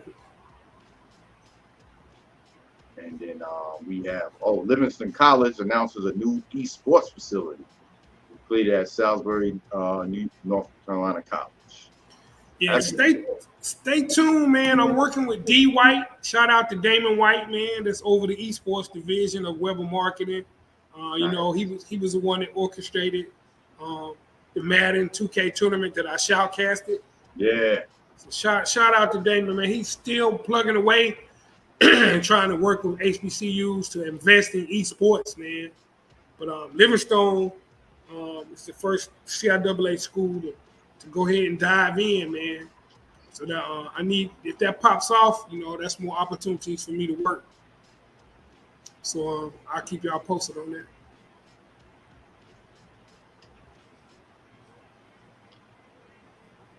Let's see. Last but not least, Desmond Ricks, the top cornerback class of 2024, has Jackson State in his top 10 with Power 5 Giants. Look up Desmond Ricks highlights, dog. If Prime doesn't leave and he keeps Shador, people forget Shador is a freshman, dog. He ain't going nowhere right now. Word. If he keeps Shador and Travis and they add Desmond Ricks, man, listen. I'm telling you, the PWIs are scared he gonna get Desmond Ricks, man. Check out, pull up some clips on Desmond Ricks, dog. Dude, nice. Damn. Charger. Yeah. You know, it's North Carolina, man. Them boys on them Chargers and them doggone Challengers thinking they got Lamborghinis out here. Yeah. And now we get to NBA, man. Opening day, you know, to recap. Opening day went down. That was last week, right? Yeah, a lot of this is from when we was going to do the show the first week. Right. So I just kept it in there, man, just because we hadn't talked about NBA. Facts. So this is just some of the stuff from the very first games, man. Like that first day, man, I was like a kid on Christmas. Yeah. So the Sixers at the Celtics. Tatum and Jaylen Brown scored 35 apiece. Beat the 76ers 126-117. Harden had 35 and Embiid at 26 and 15 boards in a losing effort. Man, I guess they were the only two that were doing something. Yes. They had 35-26 and still lost. Yeah. But hey, man, Celtics is still, you know, They look good. They still doing look good. They got Malcolm Brogdon. He look good. Mm-hmm. So they got Malcolm Brogdon. He looking good. Yeah. Lakers at Warriors. The Warriors, they got their rings, blew the Lakers out, 123-109.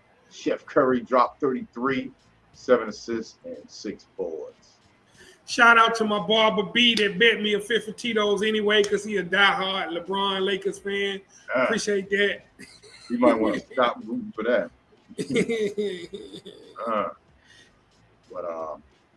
Hornets at Spurs. Scary Terry Rozier led the Hornets 24 points, 129-102 win. Hornets had 6 other players in double figures. Good old team effort win right there. And since then, everybody's hurt. Rozier went down. Dennis Smith came in, was playing good ball. He went down. Gordon Hayward went down. Rio, you silly, man. I'm going to say Eddie from the movie Barbershop cut Gordon's hair. I just now saw that. Oh, shit. Oh, Lord.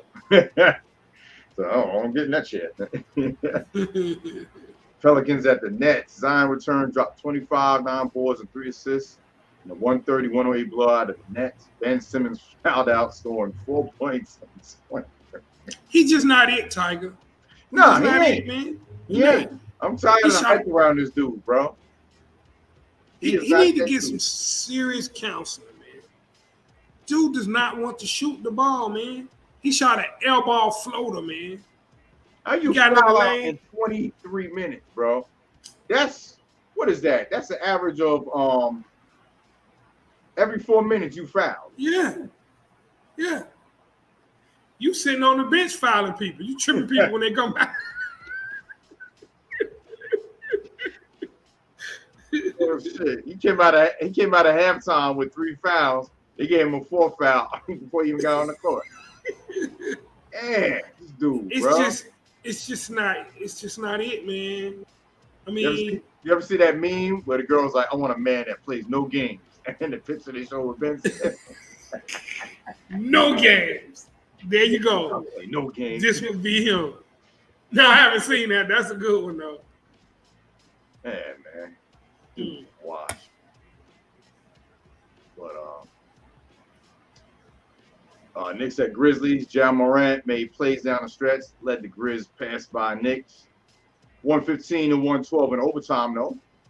Ja finished with 34 points and 9 assists. Still shout out to my Knicks, man. That's my squad. No doubt. Mavs at Suns. Mavs jumped out 22-point lead, but Damian Lee finished off the comeback for the Suns with a jumper with 9 seconds left. And the Suns won 107-105. Luka led all scores with 35, and Booker had 28. Magic at the Pistons. Paolo Banchero, first rookie since LeBron, had 25, 5, and 5 in his first game of their career. He had 27 points, 9 boards, and 5 assists in a losing effort. Magic fell to the Pistons, 113-109. Bogdanovic led the Pistons with 24 points. Rookie Jaden Ivey added 19, while Cade Cunningham had 18 points and 10 assists. The Young Bucks balling, man. Dude, the NBA, man, every year, man, the rookies are more and more NBA ready, man. Paolo Banchero, man, I drafted him. I didn't think he was going to be. This dude's almost averaging 25 and 5, man. Mm-hmm. 22, 5-5. I mean, it's amazing, man, at how NBA ready some of these cats are. Right.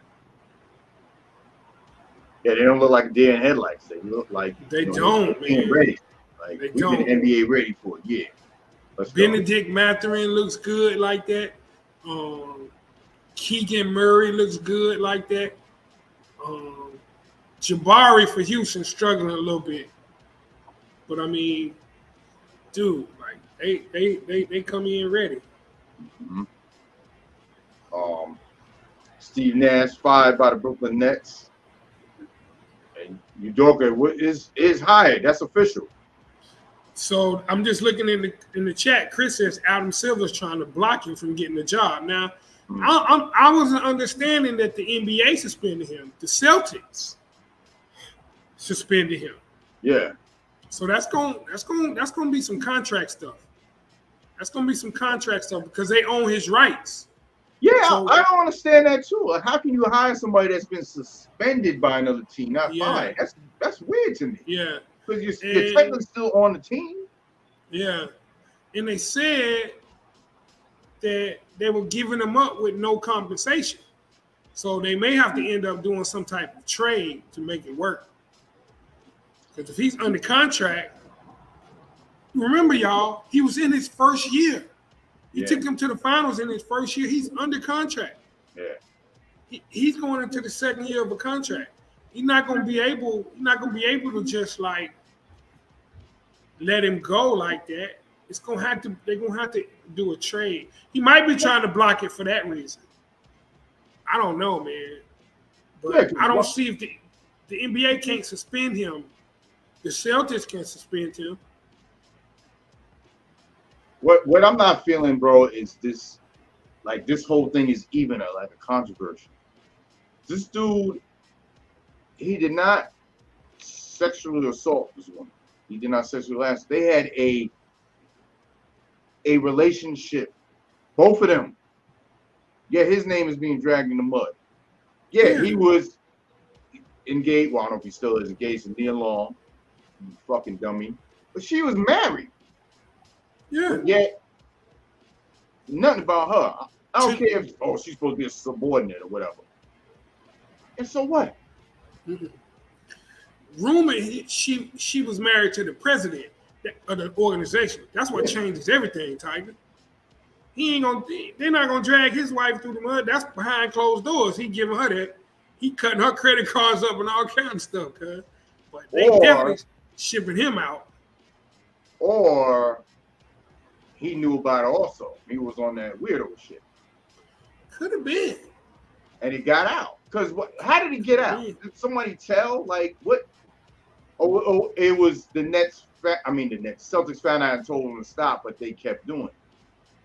Right? That was the thing. That was what happened. So one of the rumors I heard, I don't know how true it is, that the president of the organization found out about it through a ring camera conversation between Udoka and her outside of their place.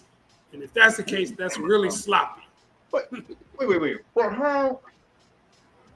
Who would have access to a ring camera conversation? I'm saying the president might have leaked it because they wanted him out. He probably was already going to insulate her to get him out. Right. Yeah, I don't think it was something he was happy about. So to me, it's like,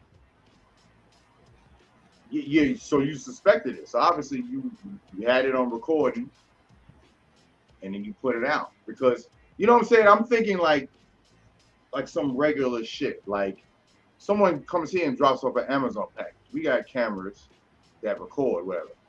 I'm not going through footage, listening for shit or conversation, unless you think something happened or you know something happened. That's when you go. Like, it's something like, rest in peace.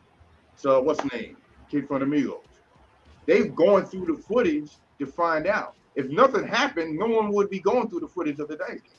True. It was a dice game and everyone went home. You only go through it or do it because someone sent it to you because it's something, or you're recording it because you want to find something out. Yeah. But I mean, to me, I just imagine I imagine he's older, she's younger, and you looking through the ring camera and she talking to your dog out there, you immediately hit the speaker. What the hell they talking about? Yeah. That's just what came to my mind why it went down. Yeah. I don't know, but it just kills me. You know what I'm saying? Like how he's getting dragged through the mud on a consensual relationship. That's what I'm saying. Regardless, all right, they don't put her name out there because, like you said, and he's not married. He's engaged, but she's married. Yeah, she should be getting drugged more than him. Yeah, but you know how the opposite of that shit look. Malika Andrews. Yeah, man. Yo, she went from hero to zero, and like my eyes. I don't even look at her the same way. That's attractive woman on ESPN. I'm like, yo, when I see her face right now, I'll just be like, yeah, go on with Dave McMenamin. Yeah, in your relationship that you have with your coworker. Yeah, bitch. Yeah, I don't even look at her the same. Yeah, man. So that's just crazy. But to me, it's like, damn. So the Nets, if they hired him, regardless how we feel about that situation, it's a situation out there. Then you have the Kyrie situation, endorsing the anti-Semitic movement. Now, the one thing I can say that, do you think, because he pinned the link to the movie, right? So when people went to it, found out it had anti-Semitic stuff in it, they were quick to condemn him. But he didn't say anything about it. So why didn't they think he pinned that to show there's anti-Semitic stuff out there? Like, why was it that he endorsed it? He didn't say, yo, go check out this movie. Yo, whatever. You know what I mean? Like, I haven't seen the post. It's just a post. He doesn't say anything. I think, they just said he pinned because you can pin links to your Twitter. Just like you can pin, like if I'm on Instagram and like I got a shirt for sale, if I'm posting other shit, I don't want it to be pushed down. So you can pin it so it stays at the top. So he pinned the link to the book or to the movie. Oh. He didn't say nothing about it. He just pinned it. So I'm just looking at it on the other side. Like, how you know he didn't pin it? You're saying he's endorsing it because he pinned it. But yeah, he didn't say nothing about it. So I don't know. I'm just trying to play devil's advocate. I agree with you, but that's because of who he is and what he's done in the past. Yeah, like flat Earth. When you brash like that, they gonna find a way to get you. I'm gonna tell you a story, man, about my pops. My pops told me a long time ago. So my pops was a dentist, man, in the 60s and late 60s and 70s in Charlotte. It was a lot of young black doctors in Charlotte, and they didn't like it. Driving Cadillacs, So it's this all-black club called Excelsior Club. It's historic in Charlotte.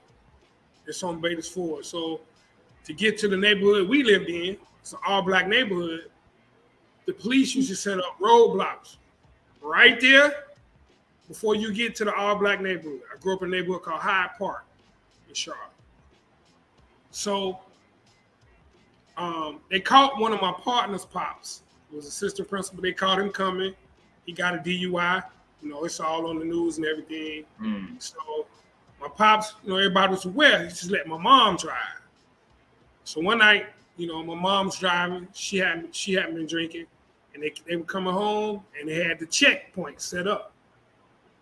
So my mom gave him a license and everything. They checked it out. He said an old white cop looked in when he gave my mom a license back. He says, "We might not get you tonight. We gonna get your doctor ass at some point." I'm telling you, man, like when they out for you like that, you giving them ammunition to get you. Give them ammunition. Right. Giving them ammunition. Right. And I'm not, like I said, I'm not endorsing the film, what it says in there. I'm not saying that. No. I'm saying what he in the post. Did. That's what you're saying. Yeah. I know what the video is about, hard boy. You ain't got to tell me. I know what the issue is. What's in the video? That's not what I'm talking about. I'm talking about his actions. Yeah. You know what I'm saying? Yeah. I mean, even if I see what you're saying, even if he was gonna post it, he should have said, I don't know, some of this stuff is untrue or whatever. I mean, if you just put it up there without saying nothing, then they're gonna interpret what you leave speculation open, and especially your past, flat Earth and all type of weirdo shit. Yeah, I mean, the vaccine. You know how many people he pissed off with that? Yeah, but you saw what happened though. New York, New York has to pay workers that they fired. Exactly. The vaccine because it was proved that shit don't stop the sea. Exactly. Yeah. But I'm just saying that don't change people's minds that didn't agree with him in the first place. Yeah. And it was on some, we gonna get you. Yeah. It plays into that. Yeah. We're gonna get you at some point. Yeah, and quitting on the Celtics and saying I want to be the leader, not LeBron. Yeah. Yep. And saying we don't need a coach. Steve Nash don't need to be here. All of that. I mean, it's a laundry list of stuff, man. Yeah. It's a laundry list. It's kind of weird. We talk about people shouldn't be held down, should be free to think. It's like but like you said, when you talk, just know that you can say whatever you want, but whatever you say is going to be consequences behind it if it's not good. Consequences. Yeah. True, man. So true. So I see you got some NBA trends. Yes. Going down. So I'm just putting this in as we're talking. So scoring surge. Half the teams in the league are averaging 115 points per game. Scoring efficiency is up, and the new take foul rule. Oh yeah, we got to bring that back again. We talked about that last year, right? I called it. Remind everybody what you was talking about. So y'all all know every time you watch the game prior to this year, if a team got a turnover and John Morant was trying to toss the ball out to give us one of the best dunks we've ever seen, you just grab him and they had to take it out on the side. Mm-hmm. I was like, man, they got to change that, man. I was thinking about the highlights we was missing. I wasn't thinking about how much it was going to affect overall scoring. Right. I'm like, wow. Dude, half of the league averaging 115 a game. It's attributed, some of it, to the take rule. Because now when you do that, you're giving up two in the ball. 2 free throws in the ball. They can make the 2 free throws and then hit a 3 on the next possession. That's 5 points. That's 5 points. Mm-hmm. Now, you gotta take into account scoring is up because that's happening sometimes. And scoring is also up because they're not fouling. Yeah. And you get all those transitions. Mm-hmm. And that's what it says. The new transition take foul rule is costing teams committing the fouls an average of 2.25 points per foul. Because like you said, they do that. They get the foul in the ball. They get 2 free throws and the ball. 2 free throws and the ball. Yeah. So, is it 1 free throw? I think they get a free throw. I get 1 free throw in the ball. But anyway, if they turn around and hit a 3 on that next possession, now that's huge. Yeah. So I mean, an average of 2.25 points for every take foul. I mean, and they keep happening. And then that doesn't include, like I was saying, the number of transition baskets that are scored because teams are not taking the take foul. They're not. I was watching the other night. Sacramento did a take foul, and the coach was like, "What you doing, man? Let them go. Let them go because they're going to get more points." Yeah. Yeah. That's crazy, man. Now there could be reasons to do that. You can play the Lakers. Or you could play a team where the star player is hurt and they got people on the squad that can't really shoot that well. True. So you do the transition, take a risk, foul them, they get the ball back, and then they might miss. So they only got 1 point instead of 2 or 3. True. So, time and score are going to be a big factor on whether you do that or not. Right. Yeah.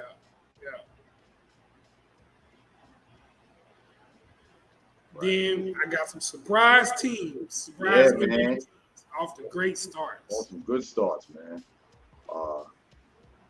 Right, so you got Cleveland, 8-1. Yes. Y'all should have got Spider Mitchell, man. Dude is insane, dog. Insane. Tiger went away. Man, he averaging 31-4 a game, dog. Dude, that Cleveland squad is a problem, dog. Karis LeVert. They still got Jared Allen, Evan Mobley. They got a squad, because Cleveland's a problem. Bro, I don't, we talk about Stephen A. when he rants, he gets on your nerves, he's young, but when he talks about the Knicks, I'm with him, bro.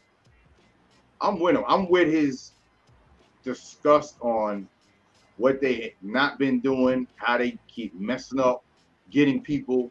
Mitchell said he thought he was going to be a Knick the next day.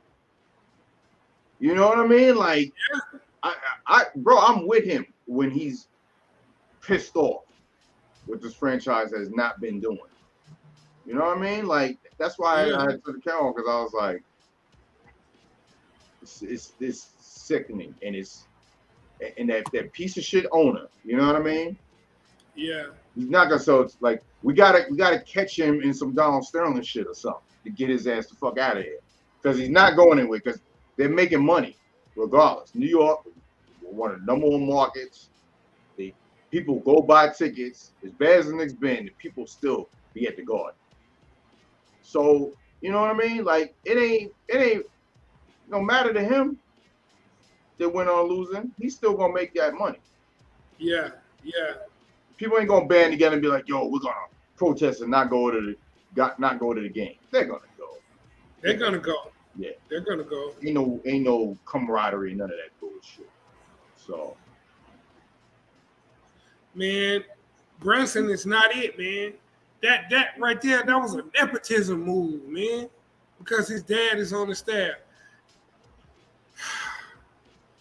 I don't understand it, man. But I know the Cavs gonna be a problem. They're gonna be a problem. Ain't that crazy? They got another, superstar in the making. Yeah. After Braun, Yeah. And hats off to them, for them to be relevant again. Because, they was them and the Browns, I hate to say it, Diggy, if you're listening, but I mean, it was, looked at laughing stock.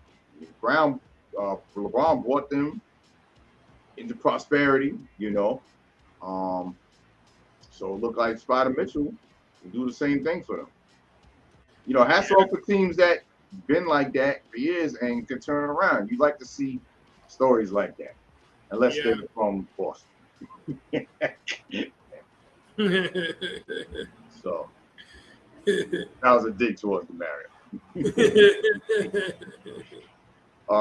Utah 8-3. Markkanen 21.8. And Clarkson 17.9. 4 other players averaging double figures, picking up the slack from losing Mitchell and Gobert. I thought Utah was trying to tank. Everybody was saying, "What y'all doing? Tank Wembanyama, y'all winning." What y'all doing? Yeah. They balling, man. Larry Markkinen balling. Conley, Colin Sexton. Like, yo, man. Utah off to a good start, too. Yeah. Balling. They did the opposite of what the coach did. Took a chance and it worked out,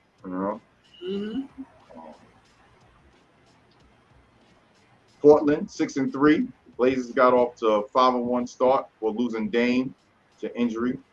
Simons got 22. With PPG will carry the Blazers until it's Dame time again. Yeah, which is tonight. Dame is back tonight. Anthony Simons, man, was bananas. He had 7 threes in a row the other night, dog. Woo. Fire, dog. It was heat check. Like, he was dribbling one time, was dribbling up, was like, "Oh, y'all ain't gonna come out here? Let me see if I get another one."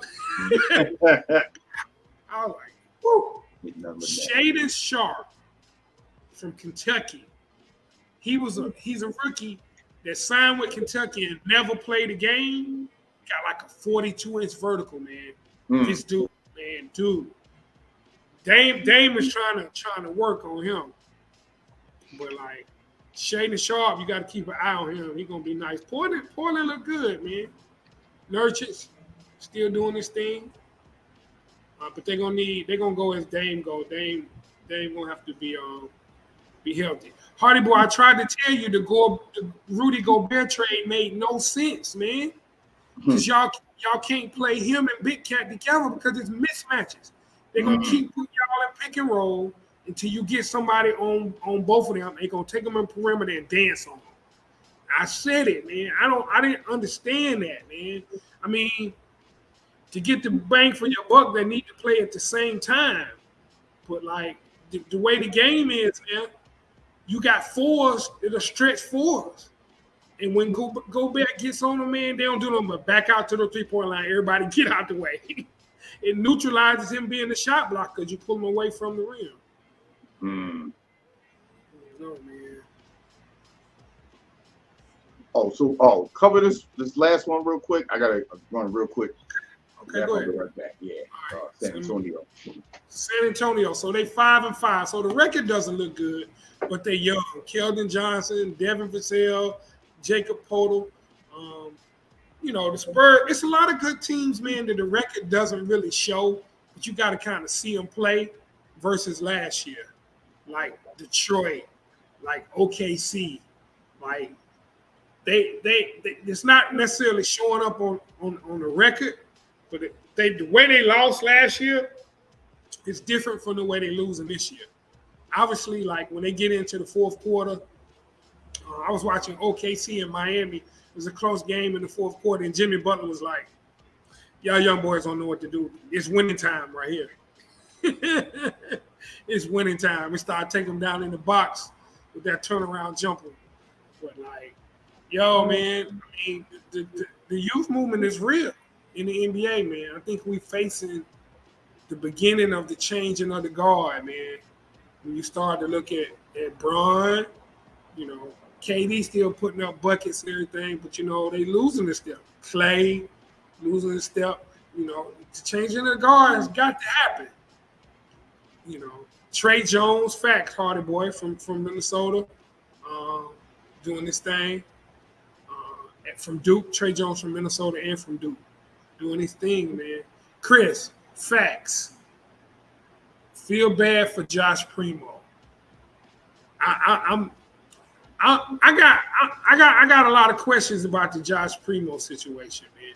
Obviously he does have some mental issues because he's been meeting with the team therapist, which is good that he's getting therapy. But I'm still trying to wrap my brain around how he exposed himself to her 9 times before she came forward. I'm a little confused. Like, he coming into the meeting with his gym shorts on and his junk was out. But, like, don't you address that the first time it happens? Mr. Primo, we're going to have to end this session. You need to wear the proper clothing or something like that. But you seen this junk 9 times and then you want to sue him? Right, what I just walk into? That's how he came back like. He had a junk out. What the fuck? What up, Third Eye? What up, Third Eye? Third Eye say NBA can go out of business as far as he's concerned. Oh, shit. Oh, man. I don't know about that. I love to watch the NBA, man. So we were talking about the Spurs. Good young team. Mm-hmm. Keldon Johnson, Jacob Poeltl, Devin Vassell, Trey Jones that played at Duke. And I was just talking in general about how some of the young teams' records might not show right now, like OKC, Detroit, Houston. What's another young team that's playing good that I just mentioned? But, like, they're not losing the way they used to lose. Now they in games, they got to learn how to win.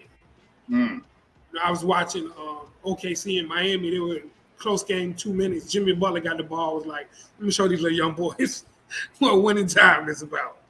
But then they talked about Josh Primo for the Spurs. So Josh Primo plays for the Spurs. They released him He was happy. They said he was stepping away from the game to deal with some mental issues. And then the team therapist came out and sued him, saying that he exposed himself to her 9 times. Oh, that dude, okay.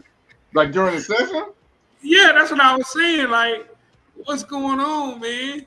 Like, wait, was he wearing his like gym shorts? Well, that's what I heard. One of the instances was he had on gym shorts and he was exposed. But I'm trying to figure out how I gets to 9 times. Yeah. And then suing the dude. Like, yeah, like say, he wearing first time, shit come out. Oh, damn, my bad. and he comes to the office again wearing the shorts. I'd be like, nah, bro, you gotta go, put some fucking pants on. Like, how to get to 9 times before you like that's enough? I need more information about that. Yeah. But good, they guaranteed his salary for next year. That's good. That's good. I hope he gets whatever issues he has worked out, man. Mental health is real, dog. It's real. Rio stupid. After the 8th one, she was good. Put some drawers on, bro. What are you doing? Oh Lord.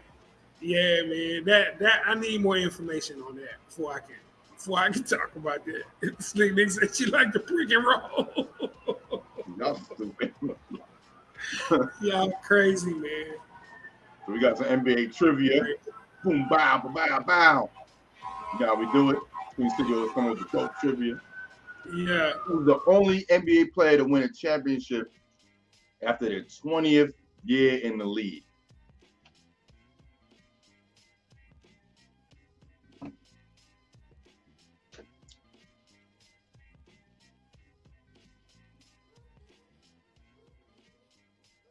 This is crazy. Not Kareem. Good guess. Because I thought they won with him.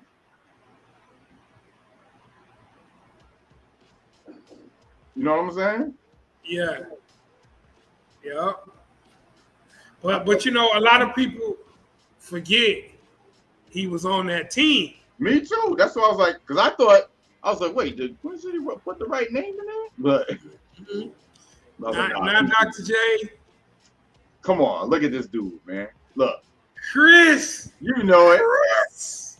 Robert Parrish. Like almost like Arsenio said, he mad because he angry. Dude always look angry and shit. Yes, sir. Yes, sir. Robert Parrish, 21st season in the NBA with the 96-97 Bulls. Yes. He started after that season with the most games played of any NBA player. 1,611 games, a record that still stands. The Chiefs. 72-10 team, too. He was on the 96 Bulls, dog. That's crazy. Shout out to Chief, man. Funny story, man. When Chief, he played for the Hornets. Mm-hmm. So we used to go, back then, everybody used to go to Freedom Park on Sundays. You wipe your car down, drive your car out there, everybody would hang out. Man, Chief was out there. He had an old Mercedes 450 SEL. And he was washing it. Dude, he's so tall, Tiger. He was drying the roof. Standing there like this. I never dry the roof of no motherfucking vehicle. He throwing the towel over that thing. With a towel, dog. He was reaching down. I was like, this dude right here is huge, man. Chief. Yeah, Chief was chiefing too. He was a chiefer. He was definitely a chiefer. You know what's crazy? It's like, you watch these players on TV and they all, because they're all tall, after a while it looks normal. And then you meet one of them. Bro, you like this?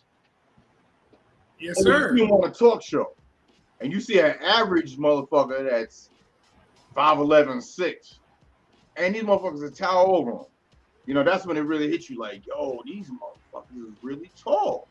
Yes, sir. What's average in the NBA? 6'8", some shit like that? Yeah, I would imagine it's taller than it used to be. It used to be 6'5", but now you got point guard 6'8" now. Right. Yeah. So when the NBA All-Star game came to Charlotte in '91, my uncle got me some tickets, and we got a chance to come on the floor, and I met Shaq. Man, that dude shook my hand tighter. His fingers, cause with my elbow being. Hey, yo, fella, how you doing there? I'm looking at this dude like, this dude, man, it's not human, dog. Like, seeing people in person, man, like the first time I saw LeBron at a Hornets game, and he got the rebound, about busted the ball, and took off full speed down the court. It's like the wind was blowing. Damn. Fucking move that fast, that big. And that's what I'm saying, man. All the motherfuckers be talking shit, the players talking shit about them. Bro, you don't want to see no parts of no NBA players. No, you don't, man. You saw the mouths of the palace, right? Those were average motherfuckers. Yes. That ran up in the stands. Yes.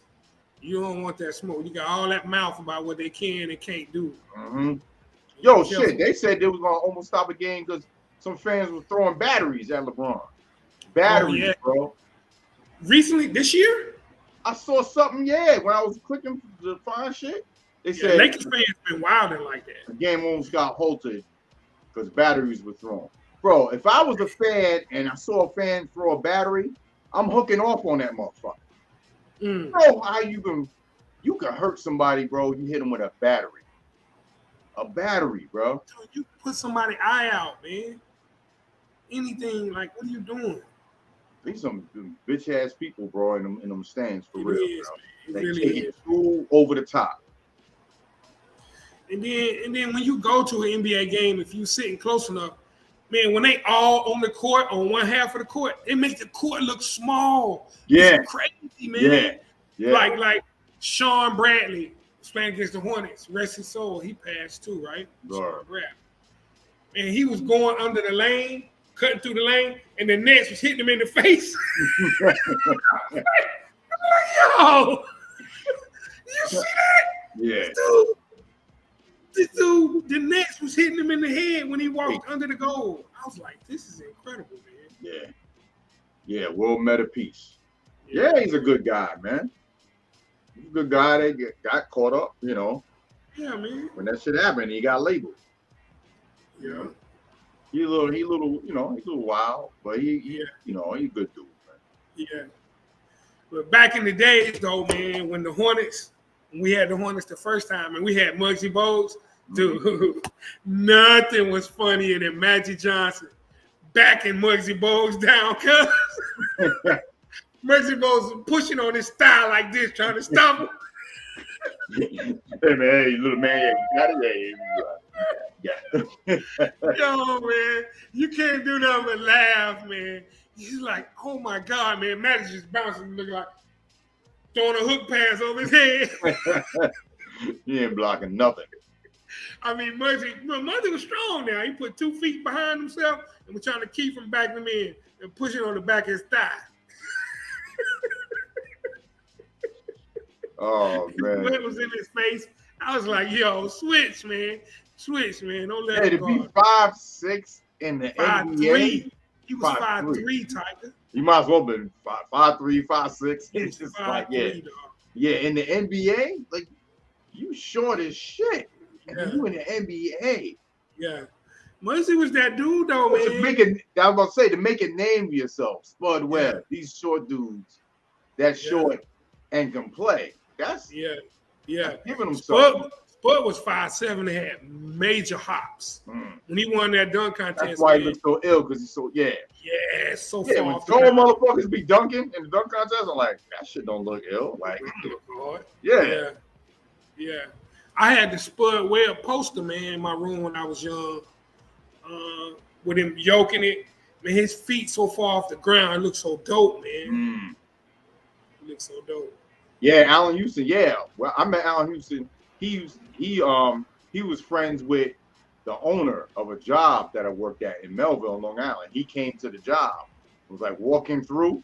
So they had the office windows, like we're in the middle, like the departments, and then like the managers had the, you know, on the sides, and they have like the windows, you know, where you can walk in. So the windows were like it's like a base, then it's the window, and then it's another base, and then it gets to like the ceiling. Man, his head was past that window, like walking by. Like if you was in the office and you walk by, you wouldn't have known it was him. He would have to like, dug him in the head.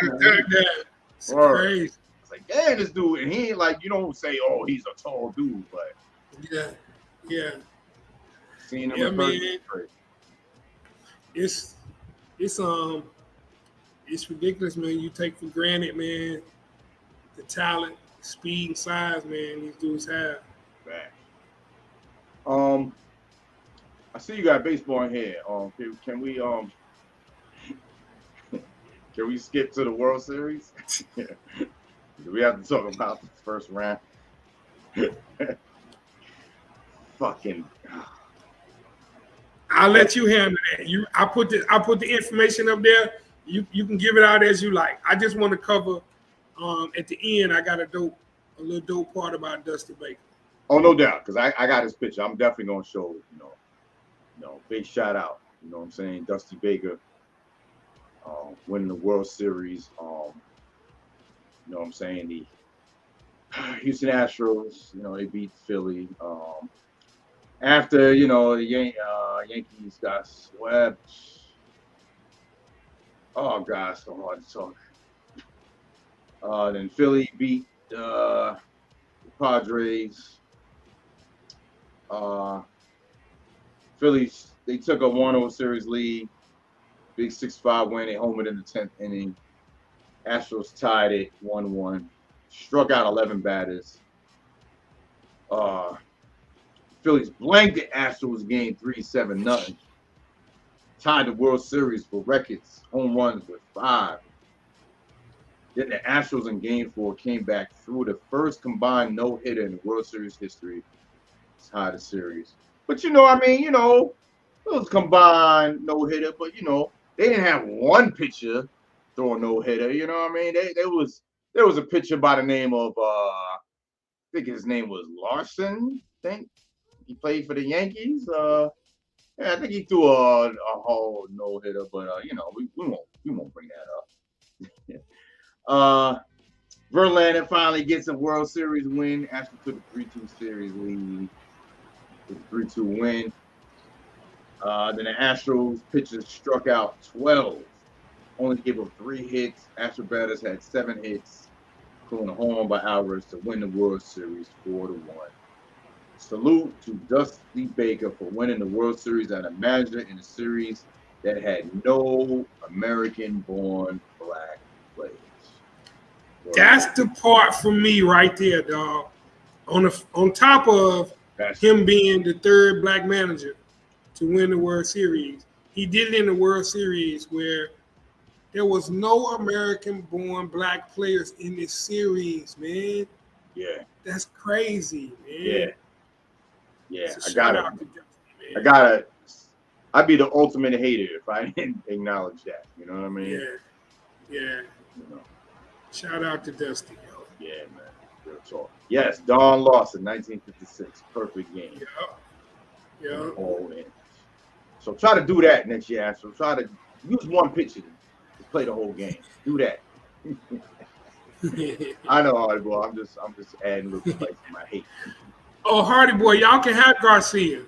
He trash. If you didn't know, we got Garcia. We got Pete Nance, Larry Nance's son. He nice, 6'11". You see him tonight. We tip off tonight, babe. From Heels. Yeah, good luck with Garcia. He was trash.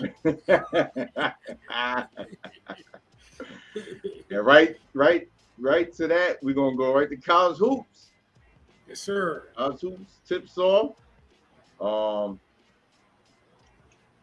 we got a bunch of games going down. We got UNC Wilmington at number 1. UNC 9 p.m. on the ACC network.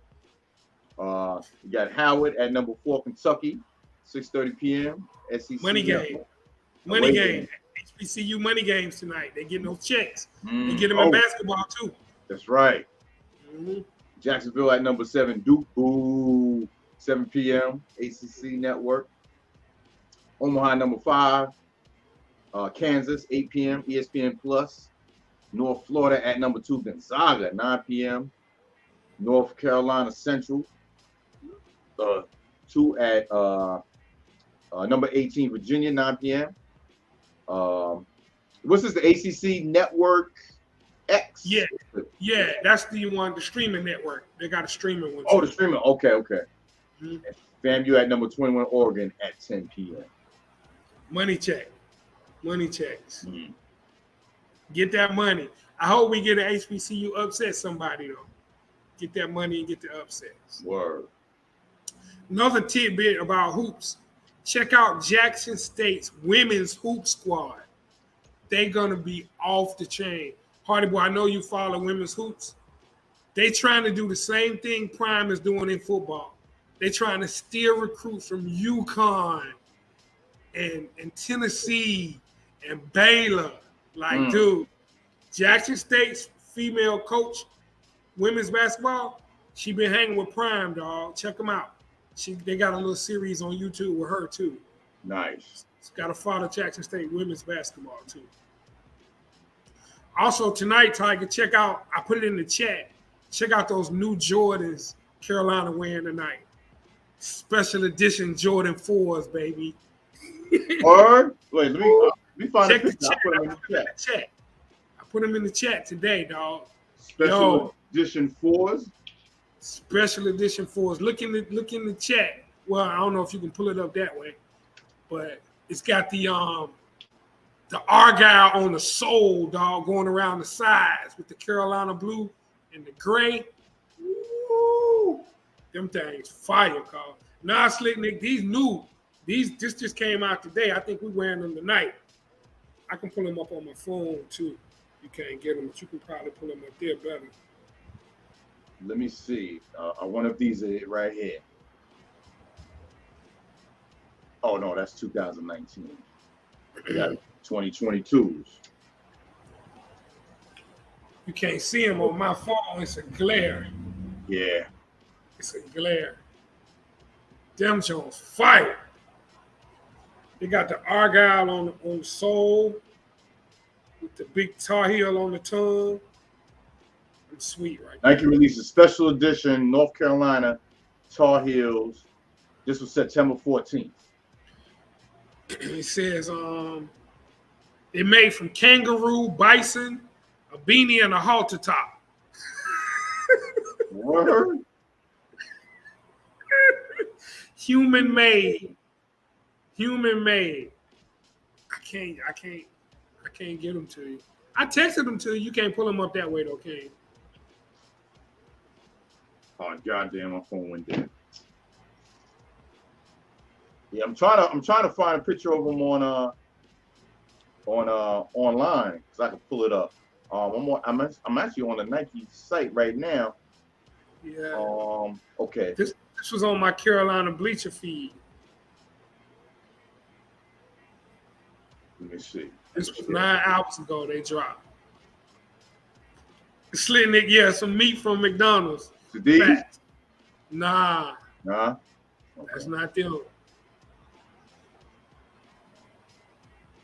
I don't know. These dropped today, Tiger. I think they're dropping them today. They're going to play in them tonight. Oh, okay. Yeah, I'm on the site. I wouldn't even know. Do like that. That's what it said, Hardy Boy. It made from kangaroo, bison, a beanie, and a halter top. I don't know what you put together. We got breaking news.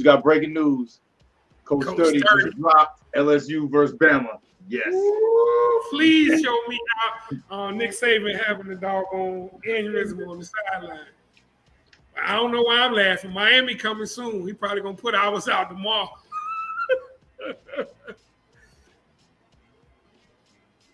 Coach 30. Let me see.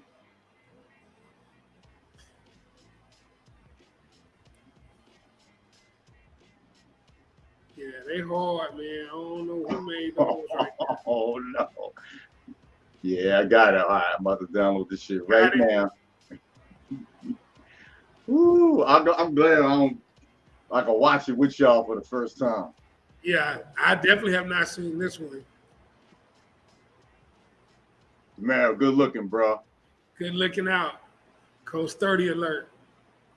Word. Well, Fullblast Fanatics reporters out on the field. Yes, sir. Up to date. Breaking news. You need a little sound alert. Yeah. For the breaking news. Word. You need to come up with one that's related to Full Blast. How do we know?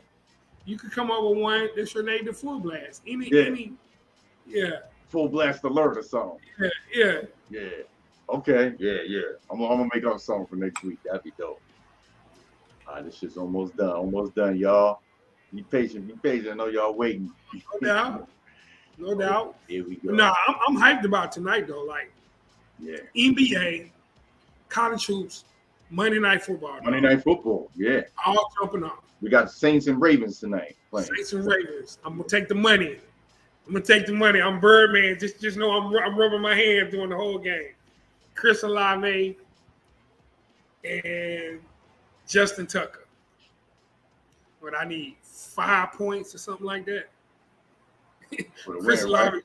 Chris Olave sprained his ankle in damn pregame.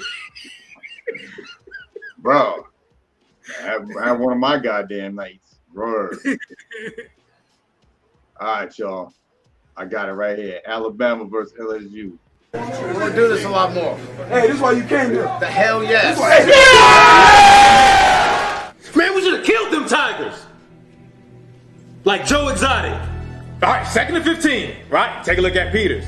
Oh no, he's running right at me. This is the moment I feared, like Slick Rick. I'm the only person that can stop him from scoring. I feel like Matt Nagy when he coached Justin Fields. I pissed down my leg, put my head down like I'm playing 7-up, and he cuts inside like Ben Carson in his prime. Touchdown. All right, 1st and goal, right? Take a look at Davis. Oh no, I'm covering the slot. This is like missionary. It's the worst position to be in. He can go in any direction like a hummingbird. Damn, I ain't stand a chance. I ain't seen nobody run a corner like that since James St. Patrick. Touchdown. All right, hey, it's overtime, right? We already scored. All we need is a stop, right? Take a look at this guy. Reaching for legs like that girl Kevin Gates kicked. All right, take a look at Jacobs. All right, getting thrown on his back like his mom at a Jamaican party. Right, look at you, Charles. He taking you out like a gentleman. All right, here's Peters. Slowed on a Walmart cashier, right? Touchdown. And then on the 2-point conversion, Davis. If your man motions like this, you got to haul ass. It's like a glory hole, son. You got to beat him on the other side. Man, that's what I'm trying to do. It was traffic. I was trying to get over top. It was too hard. Man, that's nothing. Try getting over your mama's top. That's hard. Yeah, you calling her at all hours of the night? Man, you almost want to wife her. You know, that's out the question. Anyway, let's move on to Ole Miss. Oh my God, man. You might got to run that back. It's too much in there. Man. I'm going to say it was the moment I feel like Slick Rick. We're going to do this a lot more. Hey, this is why you came here. The hell yes. Man, we should have killed them Tigers. Like Joe Exotic. All right, 2nd and 15, right? Take a look at Peters. Oh no, he's running right at me. This is the moment I feared, like Slick Rick. I'm the only person that can stop him from scoring. I feel like Matt Nagy when he coached Justin Fields. I pissed down my leg, put my head down like I'm playing 7-up, and he cuts inside like Ben Carson in his prime. Touchdown. All right, 1st and goal, right? Take a look at Davis. Oh no, I'm covering the slot. This is like missionary. It's the worst position to be in. He can go in any direction like a hummingbird. Damn, I ain't stand a chance. I ain't seen nobody run a corner like that since James St. Patrick. Touchdown. All right, hey, it's overtime, right? We already scored. All we need is a stop, right? Take a look at this guy. Reaching for legs like that girl Kevin Gates kicked. All right, take a look at Jacobs. All right, getting thrown on his back like his mom at a Jamaican party. Right, look at you, Charles. He taking you out like a gentleman. All right, here's Peters. Slowed on a Walmart cashier, right? Touchdown. And then on the 2-point conversion, Davis. If your man motions like this, you got to haul ass. It's like a glory hole, son. You got to beat him on the other side. Man, that's what I'm trying to do. It was traffic. I was trying to get over top. It was too hard. Man, that's nothing. Try getting over your mama's top. That's hard. Yeah, you calling her at all hours of the night? Man, you almost want to wife her. You know, that's out the question. Anyway, let's move on to Ole Miss.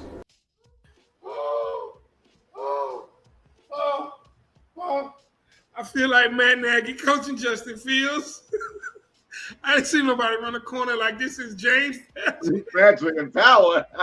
He done brought Ghost reference out. Oh, Man, this Coach dude. 30, salute, man. Dude is off the hook with it, bro. He been really putting some thought in it lately, Jack. Hell yeah. Shout out to Rio, man. The Coach 30 finder. No doubt. So his pinned tweet from last year, he has it at the top. So this is for people to read. It says, my skits take place in different and alternate universes. When I switch teams, the players and Coach 30 haven't transferred. It's an alternate universe in which they end up on that team. Lastly, I use actual game footage, but the players that I'm talking to are fictional. And I mean no disrespect to actual players in the footage. That's his disclaimer. I feel him, man. I mean, he doesn't get personal with the player, but you know, all I can say is if you're a college coach right now at a major program, you got to be telling your guys, don't be on Coach 30. Yeah. I mean, that's a motivator. That's like the you got mossed. Like, yes. Don't be on that Summer Jam screen. Don't be on it. Word. Don't be on it. Don't be on it, man. I mean, they can't do nothing but laugh. It's funny, man. It's funny. It's funny. So we got college hoops action already on. We got Iowa and Bethune-Cookman. Bethune-Cookman getting a check out here. So college hoops done kicked off already. Oh, shit. Bro. Okay. I'm missing another one. Because we wasn't on. He did the Buccaneers. Losing. And he's dressed up as Antonio Brown.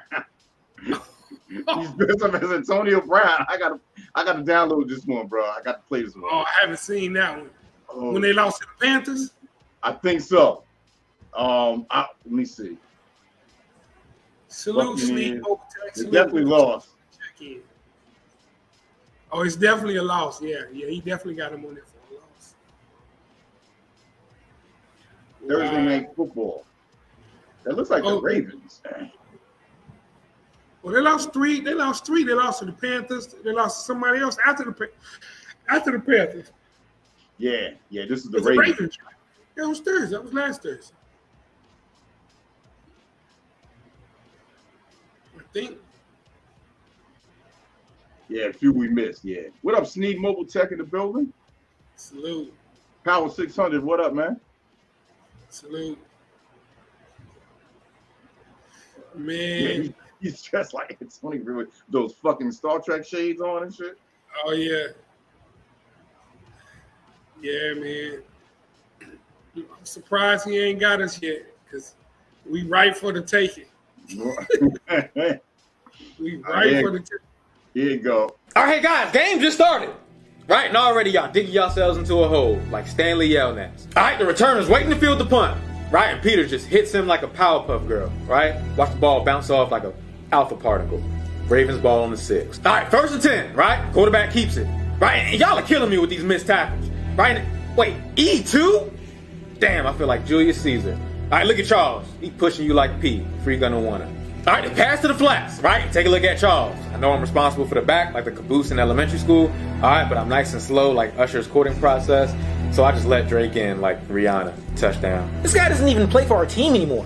Why is he even here? Cause y'all need me. Connor, all them bad passes, man. You the one blowing the game. Like Stephanie McMahon. I mean, just look. You just throw it in the dirt. That's Mike Evans. He's 6'5" with 36-inch arms. He's just like your mama. Should be easy to hit. This NFL and NBA season, I'm partnering with Prize Picks. Prize Picks is the best daily fantasy sports app on the market. You could play in over 30 states and you make more or less picks on players' performances. Like, will Tom Brady throw for more or less than 50 yards in his next game? Use my code Coach30 and get a 100% instant deposit match up to $100. Not the AB. He brought AB back. Oh man. Oh man, there was a lot of slick in there. But dude, he just gave up and let Buddy walk in the end zone. Yeah, that was crazy. Right, I just let him in like Drake. like Crowder did Drake. That was Kenyon Drake. That went this touchdown. This dude, bro, I can't. He sneezed like, what the fuck is happening right now? Coach 30 clips sneeze. Yeah, every week, man. Trying to show Coach 30. Hell yeah. Yo, man. Sneeze, please, no. Lamar cannot do all that right there tonight, Jack. I got fantasy money on the line. Only person can catch me is D. What's that? Oh, Chris. That's Chris, right? This guy trying to catch me.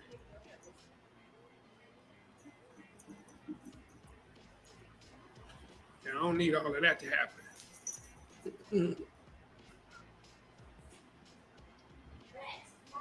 All right. Oh, so we got some fantasy football week matchups ending tonight.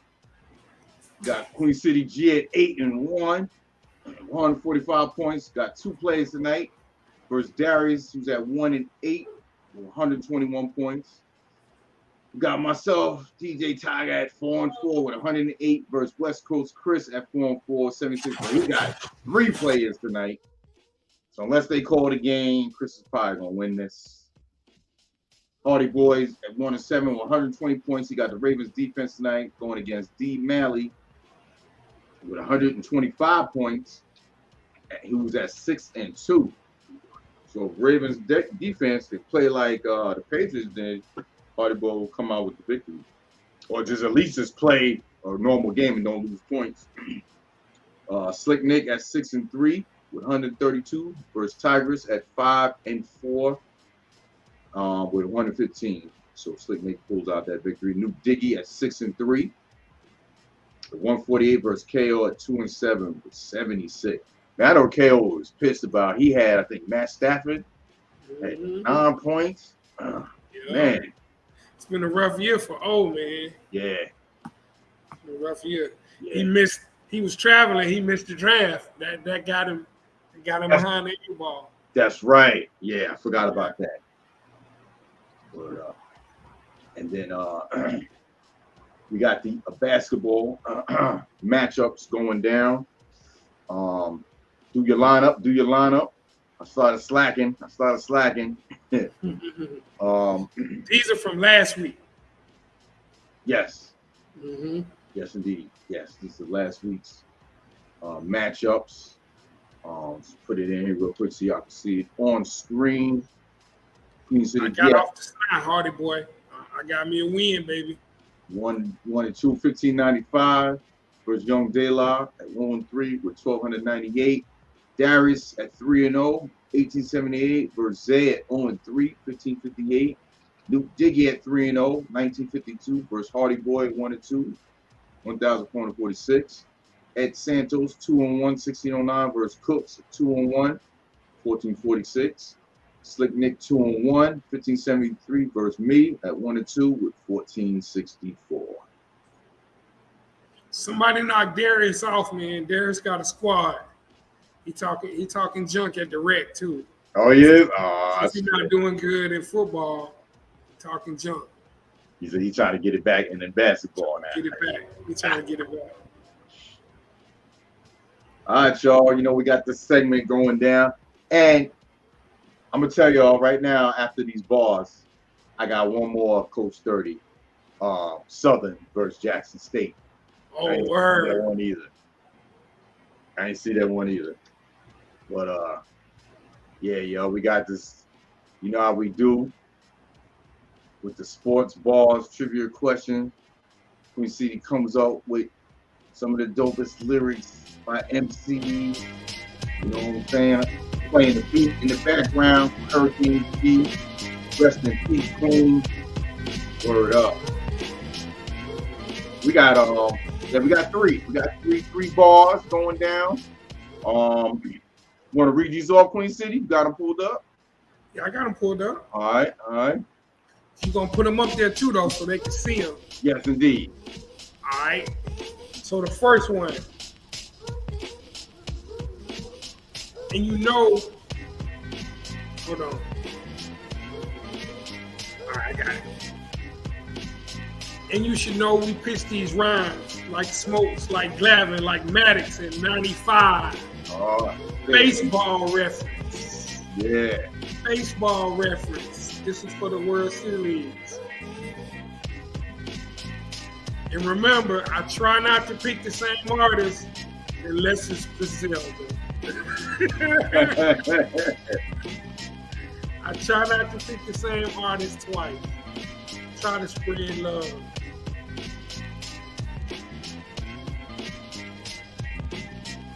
Wait for some guesses to come in.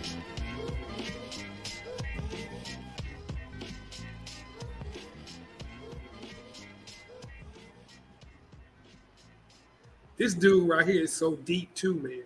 Slick Nick said, Bug Boy. You mean Big Boy. Then he goes, Bog Boy. Nick, you drunk? You been sipping, bro? Big Boy's a good guess. You know it's probably somebody from the ATL. Yeah, I'm about to say. Good guess. Not Big Boy, though. Nope, not 3 Stacks. Not G's. G's, not 3 Stacks.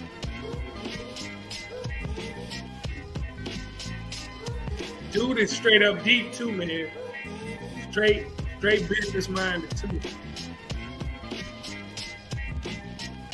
Slick trying to type fast so he can get it in there first.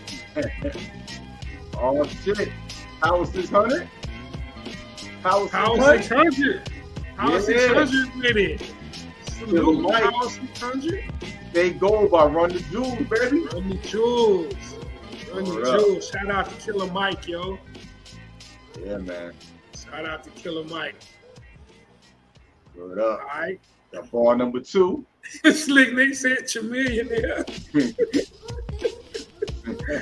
All right, second one. Get to it. All right. My little shooter like AI, but he's been missing practice. But he's still scoring on the ops, and he's still hitting baskets. Shit.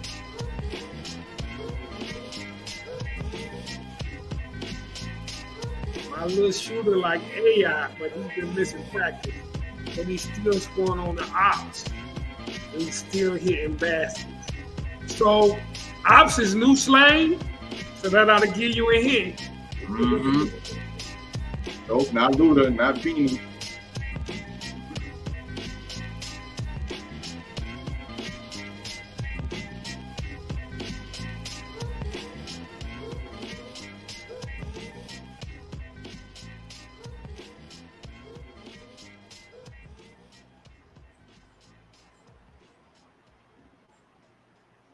Oh shit! Power 600. Power 600. 2-0. Point with 2-0 out here. Boom. Shoot sideways. Hey yo. No way the machine shoots sideways, yo. All right. Love my Griselda sports bars, dog. Yeah. So many. All right, so next, we got bonus bars. Bonus bars are long. Yeah. Bonus bars long today. All right. So this one got some questions. I'm gonna mute the music so they can really hear this one. So, what if Lynn Bias never snorted coke? Lenny B could have been better than Mike, no joke. Salute to B-Rob for surviving those shots in the tussle. What if they called the push-off on Mike against Brian Russell? Yo, that's ill. That's a ill what if. Yes. Word. Yo. See if Power 600 know what's up with that. Jadakiss? Nope, not Jada. No, not Jada. The what ifs are similar to Jada's style, though. Mm-hmm.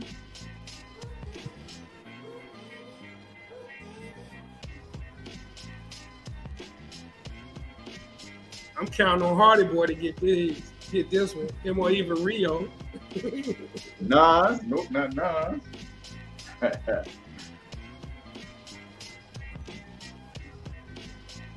Paris Smith, no.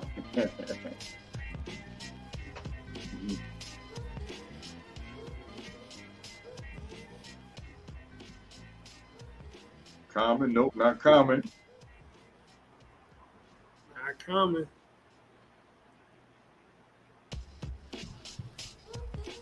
Hardy Boy laughing. Yeah.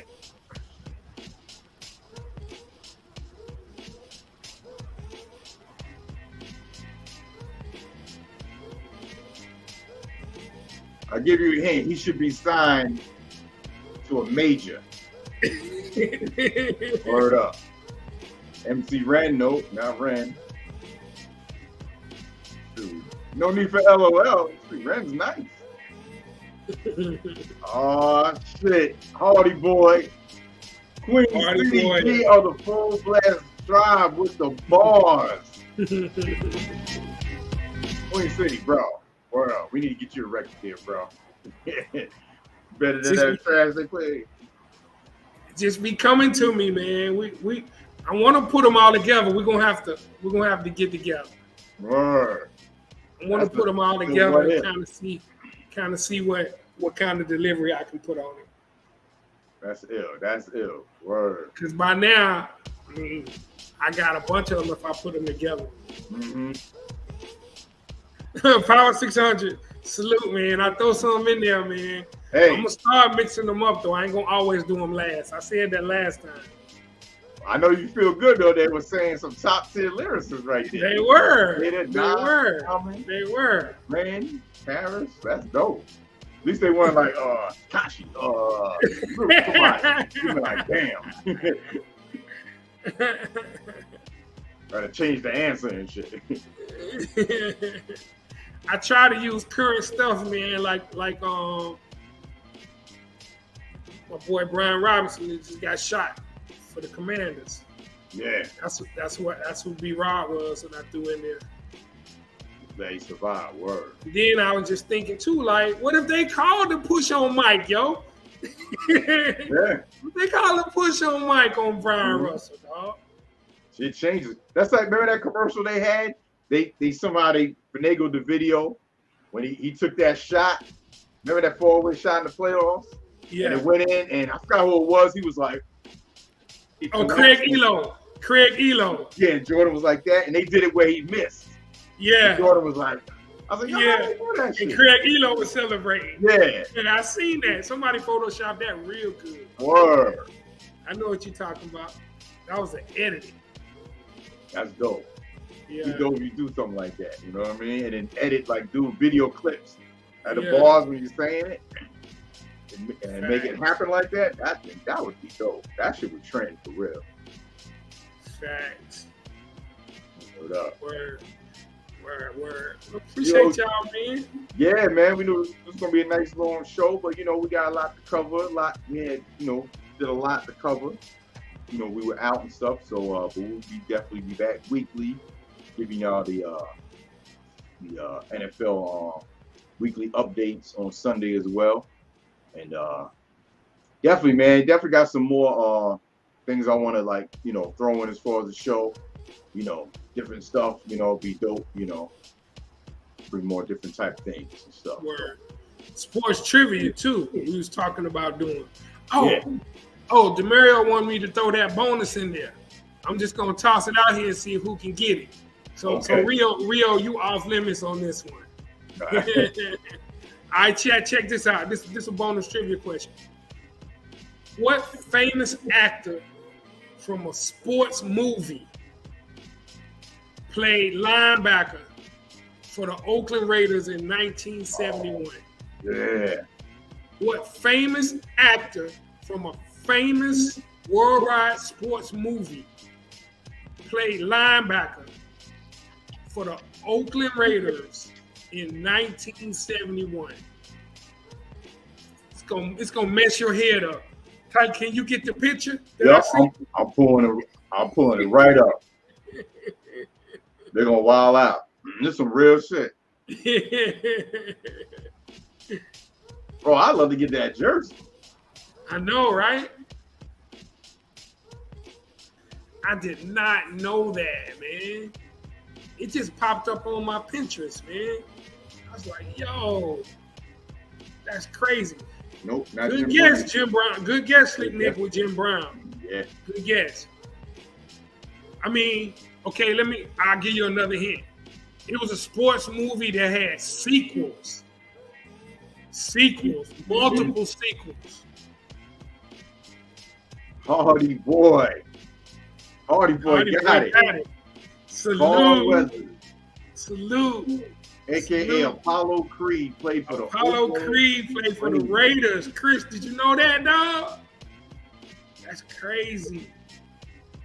1971. He played for John Madden, yo. That's crazy. That's crazy, right? I'm trying to see what his jersey is worth.